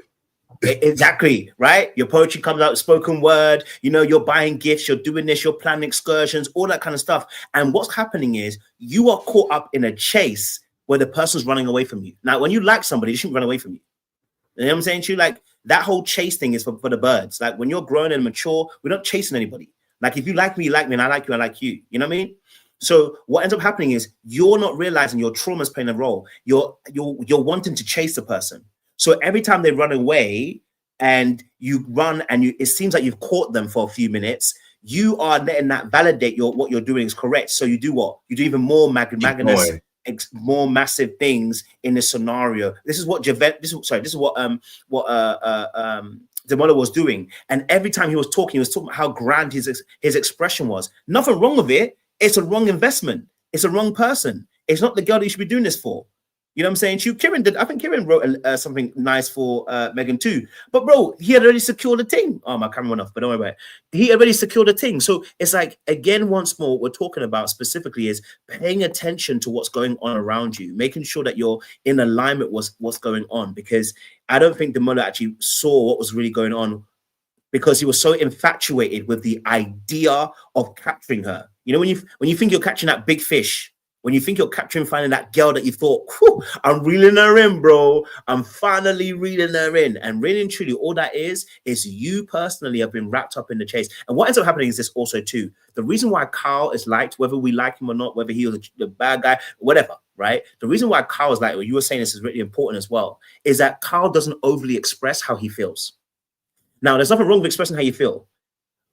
But Carl's level of, I don't need to express it so grandly, I say it here, means that the woman can play her role. I'm just going to say it. Okay. All right. Now, I'm not saying you shouldn't tell your girl you like her. I didn't say that. Listen to what I said. I want to make it very clear. Okay. If you've got a buy-in and you already have your girl, it's okay. You say your pieces. But when you haven't got that girl and you're saying all the grand pieces, the girl is wondering, hold on a minute, nigga don't even know me like that yet. Right. Why is he saying all of these big things about me? Why is he saying so he likes me so much and we're not even deep yet, right? So with Carl, he doesn't do that. He doesn't need to. So what ends up happening is that other person has to come towards him. And so a lot of women want to be in that position where they can, right? It's a bit like when girls want to date pretty guys because they're afraid of their position being taken because he's pretty, and they're afraid that they'll be taking all the likes and the yeses and the intention from them. They want to play their role. So all I'm saying to you is not say that you don't like your girl, not say you don't love your girl. I'm not saying withhold. I'm saying to you, there is a time and a season. And when man was writing up large up poetry pieces and the girl's response is, it's nice. And then you ask her specifically what she feels about a connection and it's Curious George. At that point, you got to go reel that freaking back in and be like, all right, I need to recess because something's not quite right here. You know what I mean? Yeah, Dami, yes. Every exit interview, all the girls said that Cal was like in their top list of guys, like every single one of them. That being said, I mean, even with Kieran and Megan, Sophie kind of took herself out of the equation, and her reservedness really kind of pushed Kieran to Megan. And Megan was overcommitted. Like, it made it easy for Kieran, but to be fair, in a normal, I think if it was somebody who wasn't as over emphatic as Megan was, it would have presented a little bit more interesting kind of relationship dichotomy, because you had Sophie who was really cold, but you could tell that Kieran liked her in the beginning and was trying to do stuff to kind of encourage her to be reciprocal, but she wasn't at all. And then you had another person who was almost above and beyond. I don't think Kieran was really feeling Megan the same way as they are now, but you know, things happen, guys will be guys. But with the Demola situation, and also like, just if you look at all the guys who are ranked very high amongst the girls, if you listen to the exit interviews, they were all like super reserved. They were all like, they didn't mind saying stuff at a certain point in time, but they were all really reserved. They were all like, I'm not doing the whole PDA, like Jed, Cal, Javan, like all of them were the same kind of archetype. So I don't, the guys that went above and beyond really didn't win this much this season. And so that's why I always am like, hey, you need to make sure that you get some signals before you commit this way, because girls are really good at like questioning and wondering why something is the way it is. Like, if you're this great catch, why are you doing this stuff in the get-go? Like girls do that all the time. Like, if you talk to you might have went on a date, or you might have like expressed interest in a homegirl. Nothing ever happened of it. But as soon as she find out that something happened, oh, she gonna y'all could have even had a date, but let her find out that you talked to one of her friends. She sipping that thing out. So they're good at like questioning and wondering why. Because I honestly think that, just maybe hanging around with my sisters all the time, women really, really are good at disqualifying you for whatever reason. It could be they like, this poetry's too good. It can't be yours. Or and I think a lot of guys are trying to qualify. So I think that Katisha the whole time was trying to disqualify Demola, but he was on paper too good. So you couldn't get rid of him. So you had to be like, sit him on the you had to be 1 foot in, 1 foot out. Whereas with Demola, he was always trying to qualify her. Everything, every little tidbit, breadcrumb that she said, he would take it and think that it was a steak dinner. So I think that us guys, we have to stop trying to qualify people and take them for face value. And maybe the inverse for women, sometimes it might not be best to disqualify somebody based off of maybe what you hear or what you see or something like that. I think that it's the inverse, maybe.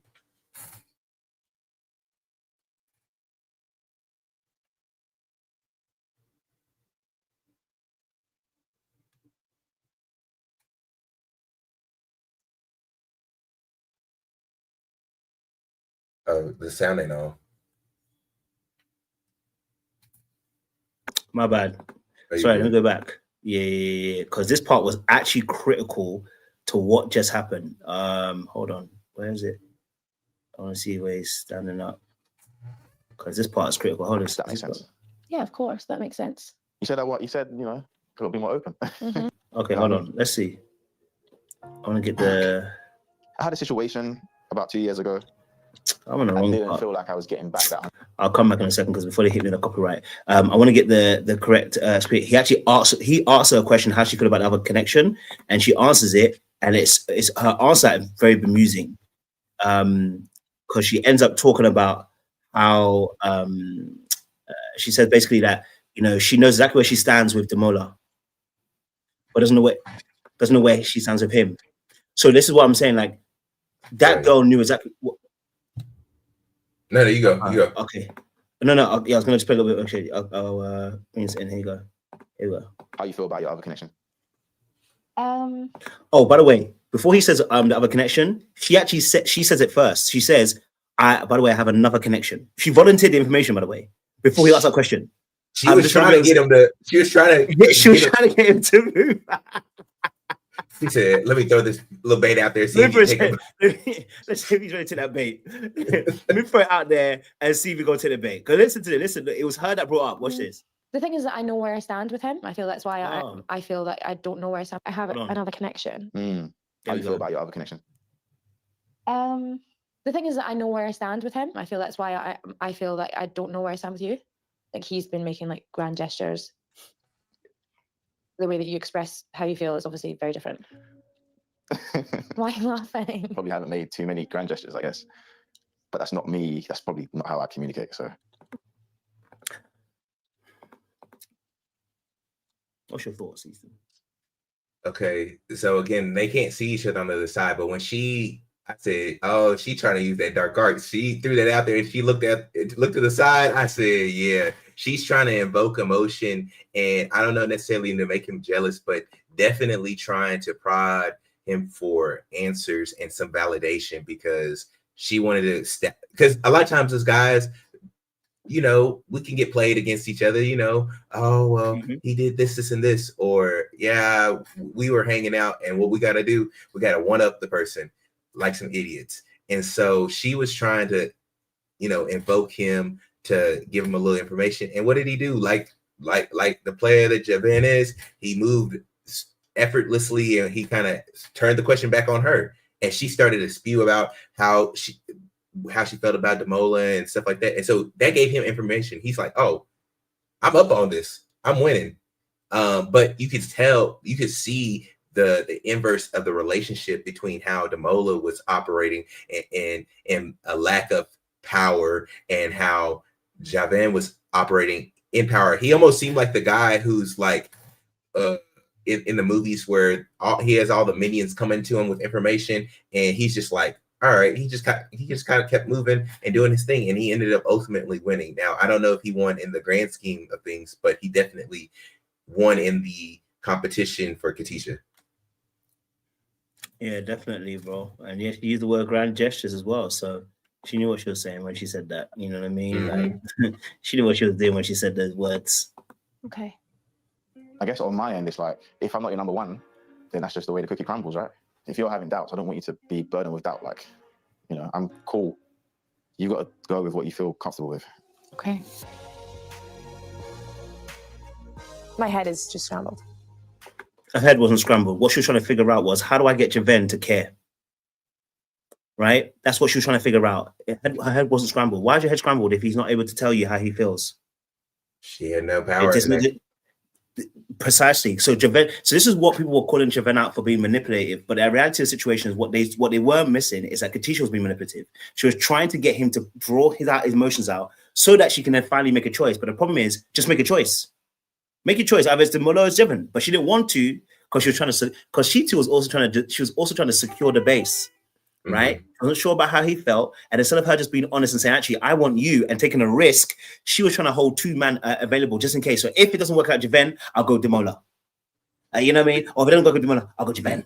Because that pushes into the common rhetoric now is that, like, the nice, again, well, not now, but the nice guy finishing last, but also, like, you see it currently where people are upset the fact that, you know, there's a nice guy, quote unquote, that didn't get opportunity. And, you know, maybe I'll just say women have circled back in my life.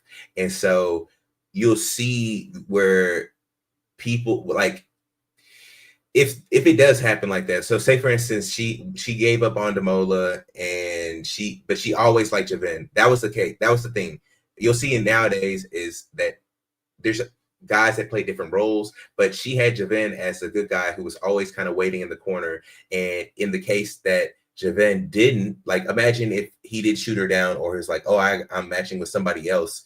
She has Demola there waiting for him. Like, a lot of times it seems like in these shows, or even in real life, where the nice guy is kind of waiting in the wing and there's not a lot of commitment, whereas the quote unquote F boy, how they kind of edited Javan to be, always had control and power in this case. And now, you know, he's made the choice to either keep things going along with Katisha or not. And so maybe that's what people see in their real lives, because I've seen it with friends. I'm like, bro, you know, she's, you know, you the side, like, you the food guy. She hit you up for food, or she hit you up for a date, or and when the other guy is acting up, you know, she's interested in you, like, you asking her on all these dates, but the other dude doesn't got to do all that. Like, Javan didn't have to do half the stuff that Demola did to get more of the to get more. He did less and got more, whereas Demola did more and got less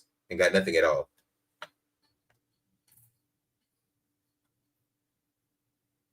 Yeah, you ain't lying, bro. You ain't lying. And you know, I think there's even more. I'll show you, because I'm just going for it, and I was like, yeah, there's more. I'm looking for someone who I just want to be my life partner, my best friend, and I feel like you fit that. But yeah, I just need you to, feel the same way. I really just like see a future with you, and I'll die on my sword. I don't care. Negro, I've been here too. Listen, I've done been here too. It's hurts. I've been here, bro. It's hitting deep, bro. I've been here, bro.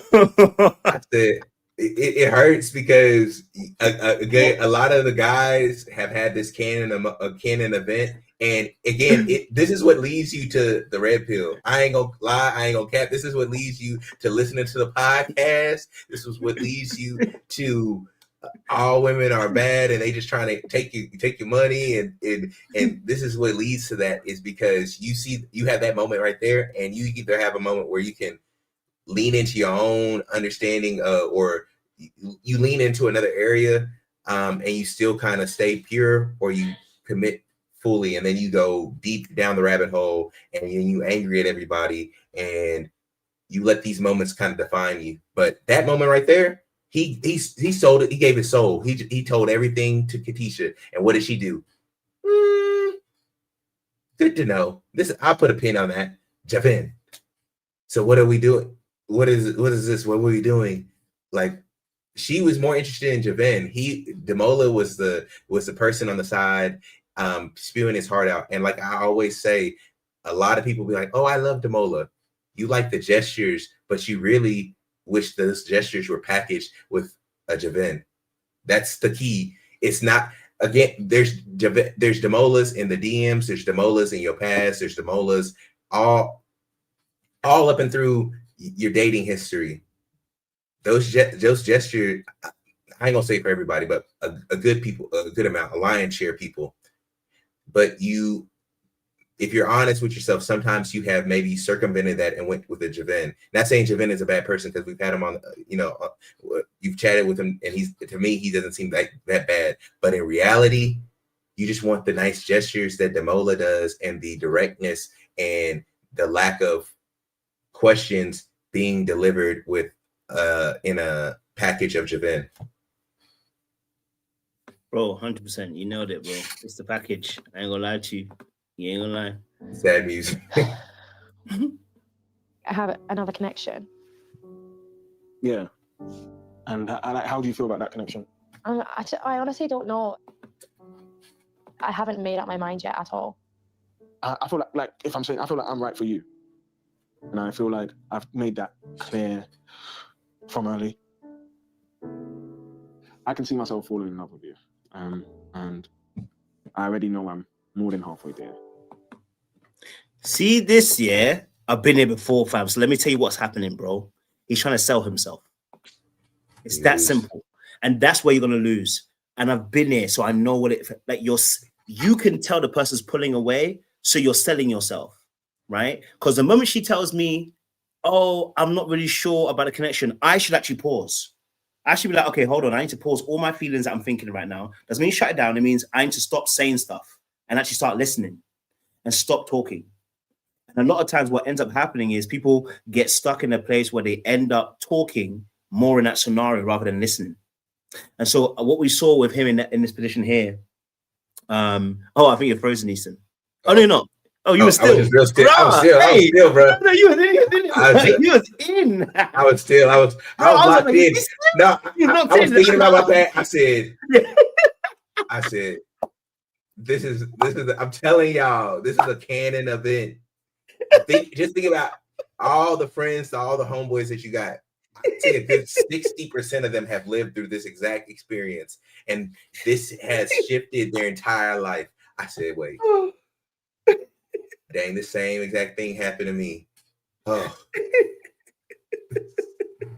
I'm telling you, I just went to another. I said, wait. I went ahead and I done bought a bouquet. Yeah. I wrote out a card. I had a text message that was about 5 blocks long. Just to say, oh, thanks. That was so nice. Oh, bro, I done said a whole bunch of stuff as well. I feel I done told a girl, listen, I could die for you. You know what I mean? Like, like I can't My see mom myself loves anybody else, you. but, you know what I'm saying? Like, I told my dad about you. He seems like he likes you. I don't Meanwhile, he even ain't tell met me. people. I don't even tell my family. I don't even tell me about my parents. I don't even tell my family about it. I'm telling you, the reason why we laughing so hard, chat, is because it's like a kid in a bit. I don't even tell my and then you get met with 2 sentences. Oh, you're so sweet. You're so nice. That's so nice. Oh, this is therapeutic. And I'm not trying to laugh at Demola's pain. It's not, yeah. I'm just reliving like it's our happened, own life. Our own life.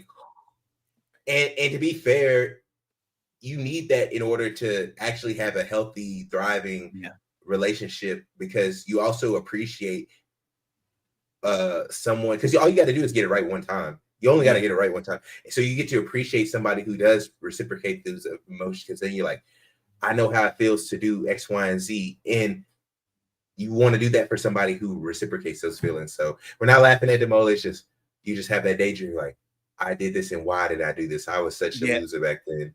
Yeah. I'll be thinking, but every time I watch some clips, I'll be reliving moments like, damn. Yeah. I done very much so. And it did more, even more. You know what I mean?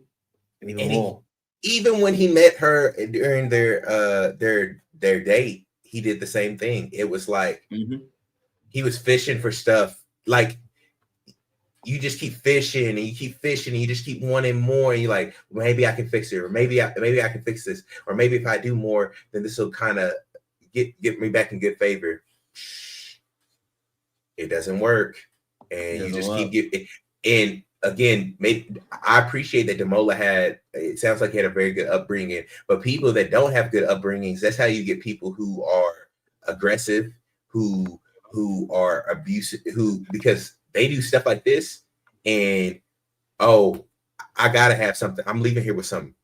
That's why I harp so hard on like the nice good guy kind of trope, because I know if you don't have a good upbringing, if you didn't have somebody who affirmed you when you were younger, and you continue to, because you peeling a portion of yourself, you giving like a pound of flesh for this person who's not giving that back in return, and if you do that enough, you don't have nothing left, and so you got to start. I got to get something back. So that's why I'm harping so hard on it. That's why if y'all ever see me and I'm like, yeah, this guy's a nice guy, because there's reasons. We're on we love to analyze these dating shows and these relationship shows, because obviously something for most people who are on it, something that they're doing isn't working for them. And so the easiest one right now is the nice good guy, because they come across as this, but they have an expectation. Absolutely, bro. Honestly, yeah, because it's so real, bro. Just look at her face. I know. It all, and don't think that it's something that you shouldn't deserve. Thank you.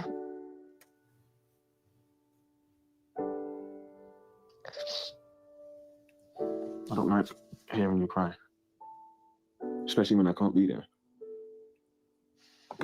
Listen, after she done told you that she got another connection and then she doesn't feel worthy, at that point, I'm going to tell this man, listen, this is not the time to start hyping her up, blood. This is not the time to start hyping her up, saying, you deserve better. Don't. Your queen. Your queen. Leave that all in the bin. Because she's not telling, it's not a perspective where she's like, I'm dating you and I feel that way. That's a different story. That's your girl. That's your girl. You've actually locked it already, and she's telling you, I do feel this way, blah, blah. Then you're already in. But we're not there yet. This girl just told you, I have another connection. And I'm not sure why I'll go on for the thing there. Yeah? Shut it down. Now, that's exactly, because at this point, and again, it may not be intentional, but what it does, it opens up a portal for feeding of validation rather than solving the actual issue. So what now happens is you're now saying, I don't want to ever see you cry. I'm so sorry that, you're going through the blah, blah. And really and truly, you should be putting an event. Hey, if you're not your number one, I don't know what's going on. So what you don't realize is, yes, darling, it does come off a little bit, it comes off pathetic. And that's what ends up happening. So you don't recognize that happening because you think you're being empathetic in that moment. But what you're not doing is actually resonating with your own feelings. You're abandoning yours to be accommodating for hers. And really and truly, actually be like, hold on a minute, why are you crying? you said you have to make a choice. Make a choice. But the part of you which is wounded and still hasn't healed, right, will be like, oh, I can't believe you're crying. I'm so sorry. Crying for you're the one in power here. You have the choice. You got me on a push hook, and you trying to cry in this moment because you think it's difficult. Get the frick out of here, right? Now you have to say all of that. I'm not saying you should say all of that. What I'm saying to you is that your mind will go to that place because what you don't realize is inadvertently it becomes manipulative in that place. Because what ends up happening is you focus on her crying, you focus on her being sad. Yet the actual thing is she hasn't made a choice. So the action hasn't been dealt with. And that's why I'm saying to you that it's a double-edged sword because she also recognizes she's manipulating you. No offense. I know the ladies won't call it out, but me, I'll call out the ladies when they're manipulative. I'm going to call it for what it is. It ends up becoming manipulative because you actually don't deal with the actual issue. You're now dealing with the fact she got emotional about the fact she has to make a decision on you and another Negro. So, and then you forget about how you feel in that moment. And in fact, one of the things that Demola said in an interview with Jessie Wu is that he puts other people first. That's an indication right here. He does it in all aspects of his life, but it's extremely, I won't say necessarily dangerous, but I think that it's a disservice to him to do it in his relationships because, or at least for his romantic relationships, because let's just say it takes it into somehow this relationship got really serious, their boyfriend, girlfriend. Then he's going to go and take this into him getting on one knee and being a fiance. And then, and let's just take it outside of the pods. Then he gets married. He's always going to do this. He's always going to have to continue to pour and pour and pour and strip himself down to accommodate somebody else. And eventually the dam is going to break. That you see, the dam is going to break. And if you don't feel, if the person isn't pouring into your cup the same way that you're pouring into theirs, then you're just going to be empty. And then eventually something happens and you snap. The tale is old as time. Every single time. And it's just,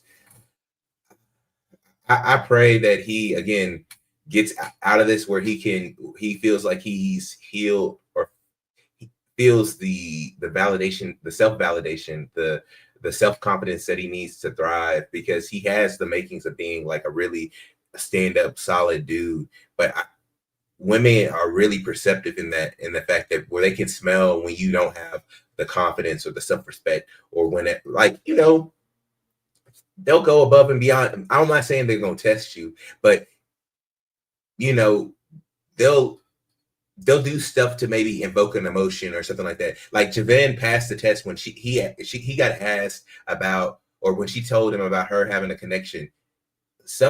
What a guy like Demola would have done is like, well, he did do it. Do you like him?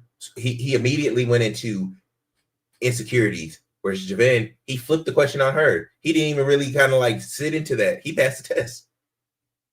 So you got to heal that version of yourself, because you always got to see yourself as number one. But as soon as you got to go in a little race between somebody else or a competition, you've already lost. And you let that person hold all the power. And eventually, if they hold all the power, they get to set the tone for the relationship. And that's not a bad thing if y'all are both getting turns. But if one person only gets the ball the whole game, then it's not fair for the team.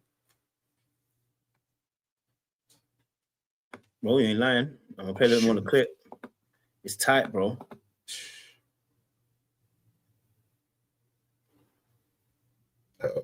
Audio.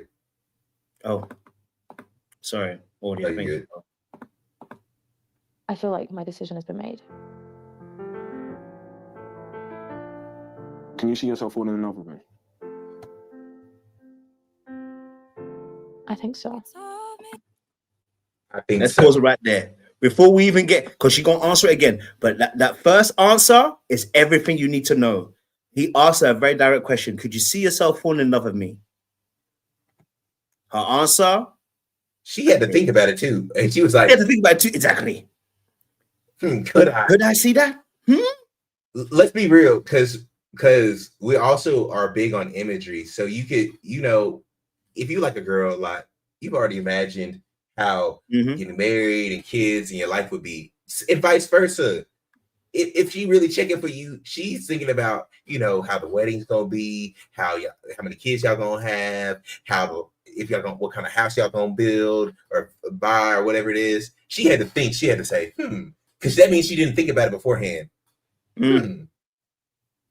How would it be with Demola? I think so. He's on paper. He's got all the traits I would like, but there's still a lot of questions. Oh, it ain't nice. It ain't nice. I can definitely see this working.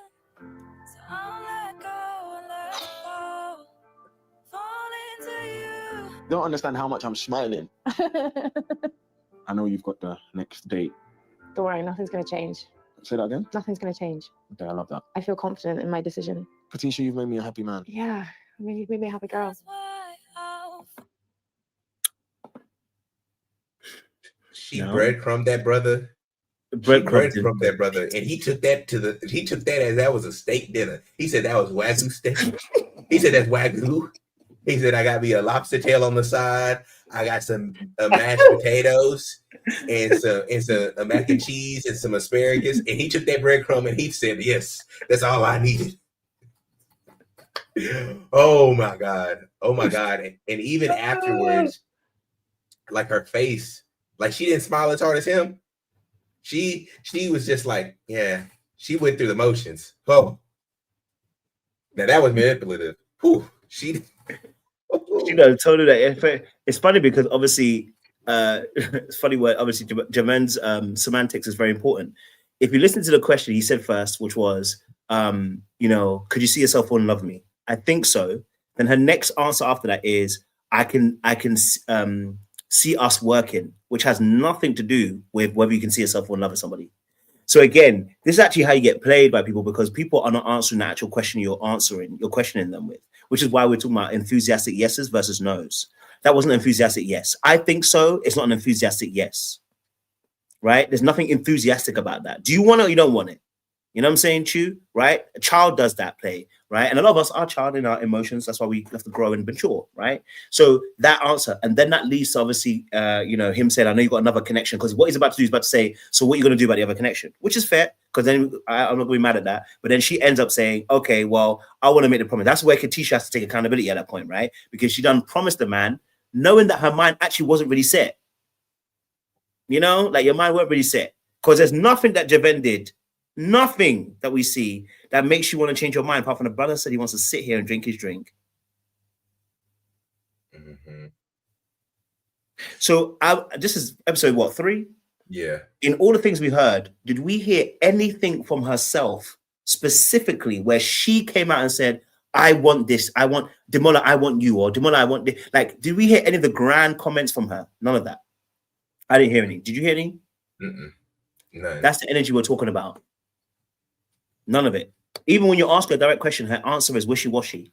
That's what we're talking about, being a very much energy person and reading the energy in the room, that someone's not giving you the energy that you deserve. They're breadcrumbing you in that way, and he didn't clock it. You know what I mean? He didn't clock it, because for him, he got what he wanted, which means he stopped paying attention to what was really going on, because the bigger gift was him finally catching her. And this is what many people do in relationships.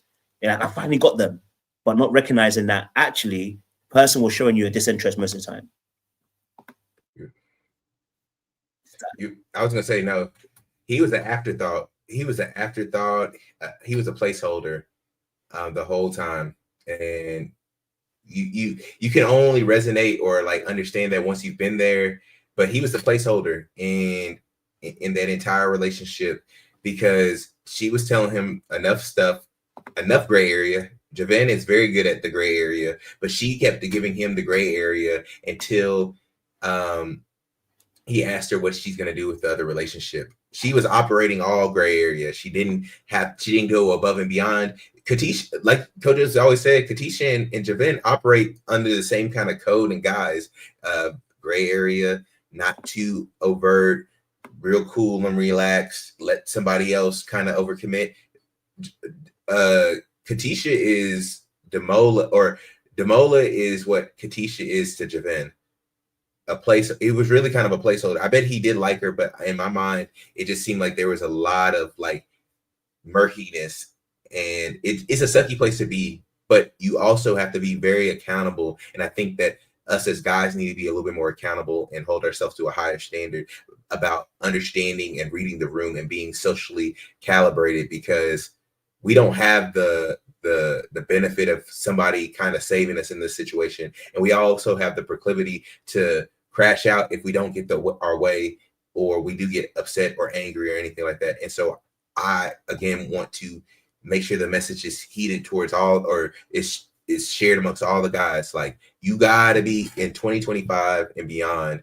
You have to be really calibrated. You have to understand if somebody is breadcrumbing you. You have to understand if you are the side dish and not the main dish, because you'll just continue to get perpetually traumatized, because as much as it isn't like something overt, this covert actions can lead you down some pretty dark roads. Yeah, and that's where I think everyone has to take accountability and stop blaming other people, because it's understandable that you can get played. It's understandable, but learn from it. You know what I mean? Like, that's why we're cracking up and laughing about it, because we're reminiscing some of the stupidities that we did, right? But I can't now be looking back and be like, oh, women are crazy, women are bad. No, I need to choose correctly first and foremost. I need to also pay attention. This is somebody I'm trying to date. This is not a burger or fries I'm buying from McDonald's. This is actually, you're trying to mend your heart with somebody else's. That's a very big thing. You know what I mean? So once you get hurt the first time, you just got to learn from it. Now I want to play a little bit of a clip, because this is the same episode, but Javen and Thingy were talking, right? And it's so interesting what she says about her connection with Demola. Read you my notes for you that I've written for you. Yeah? Oh, I'm going to go a bit further back. Sorry. Okay. Look how she's invested. Look how she's sitting. 31. My bad. This is, Bro, that body language was crazy. that's great game film right there. Okay. Bro, she was like this. I said, oh no, sis. From very early on, this connection was very sure about me, and I just allowed myself to kind of lean into it more. But I think ultimately it just kind of came down to how this person made me feel. Yeah, like, that's the direction you want to go in. I'm not going to tell you to do otherwise. I'm going to tell you to do what you feel or you think is the right thing. Now, what is the reason why she chose Demola? Or Javet. She didn't have. She didn't tell us. She didn't tell us. She didn't tell us why she is choosing him. She said that her words were, well, he's been telling me how he feels. He's been telling me how he feels. He told me how sure he is of me. But she never said anything about her being sure of him. Now, if you're telling me that she's a great actor, she's not. She hasn't. That means that energy that she has of not liking you has definitely come through, because she's articulating those words to Javen. You know what I mean? And letting them know that, hey, this person was sure about me. This person, and we saw it earlier on where she told a guy, oh, but also my other date has been. So she was trying to bait him into moving, because, like you said, Demola was a cup holder. It's also why I call her a villain of the highest order. And I know some people don't want to call it that way because they're used to men being a villain. But the fact of the matter is, even when she met him after this, she still didn't apologize for her behavior. Never did. Because she wasn't sorry. But we could be honest. I don't think a lot of people, I won't just say women, but also guys that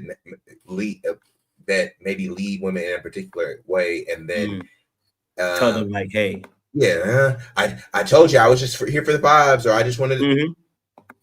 They know what they're doing, but they're not sorry. There's something to gain out of this, and within the show, let's be also, it's a show. Having a love interest keeps you on the show. So if it's in her best interest to have somebody, because she stays on the show, as well as potentially finding her a significant other. But she always liked Javen. It was just the fact that Javen never showcased any overt interest outside of a couple of different things. Then, if let's just say she craps out with Javen, I need to have a backup plan. And that's where I feel like a lot of women maybe end up kind of,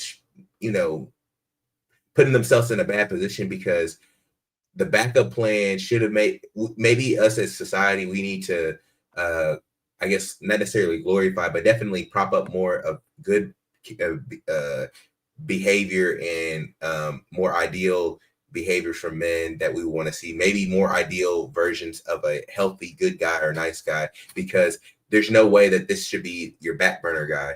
In theory, if this is what you really want, if you want somebody healthy, if you want somebody who's going to do things, make sure that you are emotionally safe and validated, that's somebody that you want to prioritize. But we see it time and time again, it's not prioritized. He was just a side piece. That's what he was. He was a side piece. She used Demola to entice Javen to take action. We're telling you, it's in 4K right on TV. She used Demola as the cup holder to egg Javen on, but Javen always sat back and he passed all the tests that she threw at him. He just Uno reversed it back on her. Well, how do you feel? She told him, I could maybe do this, maybe not. He told me how he feels, but not that she liked him. So he knows in the back of his head, I have a leg up because she's not 100% committed. She ain't rocking with him as much. And he knows that he done did all these grand gestures. So you done did all these grand gestures and you ain't telling me that you like him a lot? Okay, I know what I got to do. No cap, no lie, man. No cap, no lie. Listen, we've reached to our mark. So listen, audience, we're gonna wrap it up here, man. But it was good to chop it out with Easton on this, because this was good therapy. Good for the heart. Good for the heart. Heart, bro. You know, I relived some moments. We'll definitely have another one of these. Yeah, for sure. For the release. You know what I mean? I was gonna say it'll probably happen with the newest season of Love Is Blind US. Yeah. So it will. First week of October, we back in this. Yeah, we locked in, bro. Because I saw another black guy in there, and I said, if he's gonna get any screen time, he gonna get used. Okay, yeah, very much so. Gonna get used. Yeah, he's getting used. My heart, that bleeds. Oh, this is great. This is great. The chat was great. Great energy. Again, just. If you're a guy listening and you feel like you've been a Demola in your past, don't lean into it. Don't go down a dark rabbit hole. Just kind of heal that inner child that needs and wants that validation. And if you're somebody who's a Katisha, heal that wounded version of yourself so you can appreciate somebody like a Demola, and you're not over here fishing from anybody else. 100%, bro. You just nailed it. 100%. Listen, audience members, it's been an amazing conversation. I hope you guys have enjoyed. Thank you who came out, shared your thoughts as well in the chat. If you have different thoughts, comment down below in the comment section. Leave your testimonies down there. Maybe you've been a Demola before. Maybe you've been the Katisha before. Leave your comments down below in the comment section as well. Okay, all right. Someone said I thought you guys give the 1800 number. Shoes. I mean, we might have needed it because I said, bro, when she said my heart and she didn't do nothing else, and she just gave him that half baked answer. I said, that's why I was so quiet. That's why I was so still. I was like, oh, I just read that whole moment.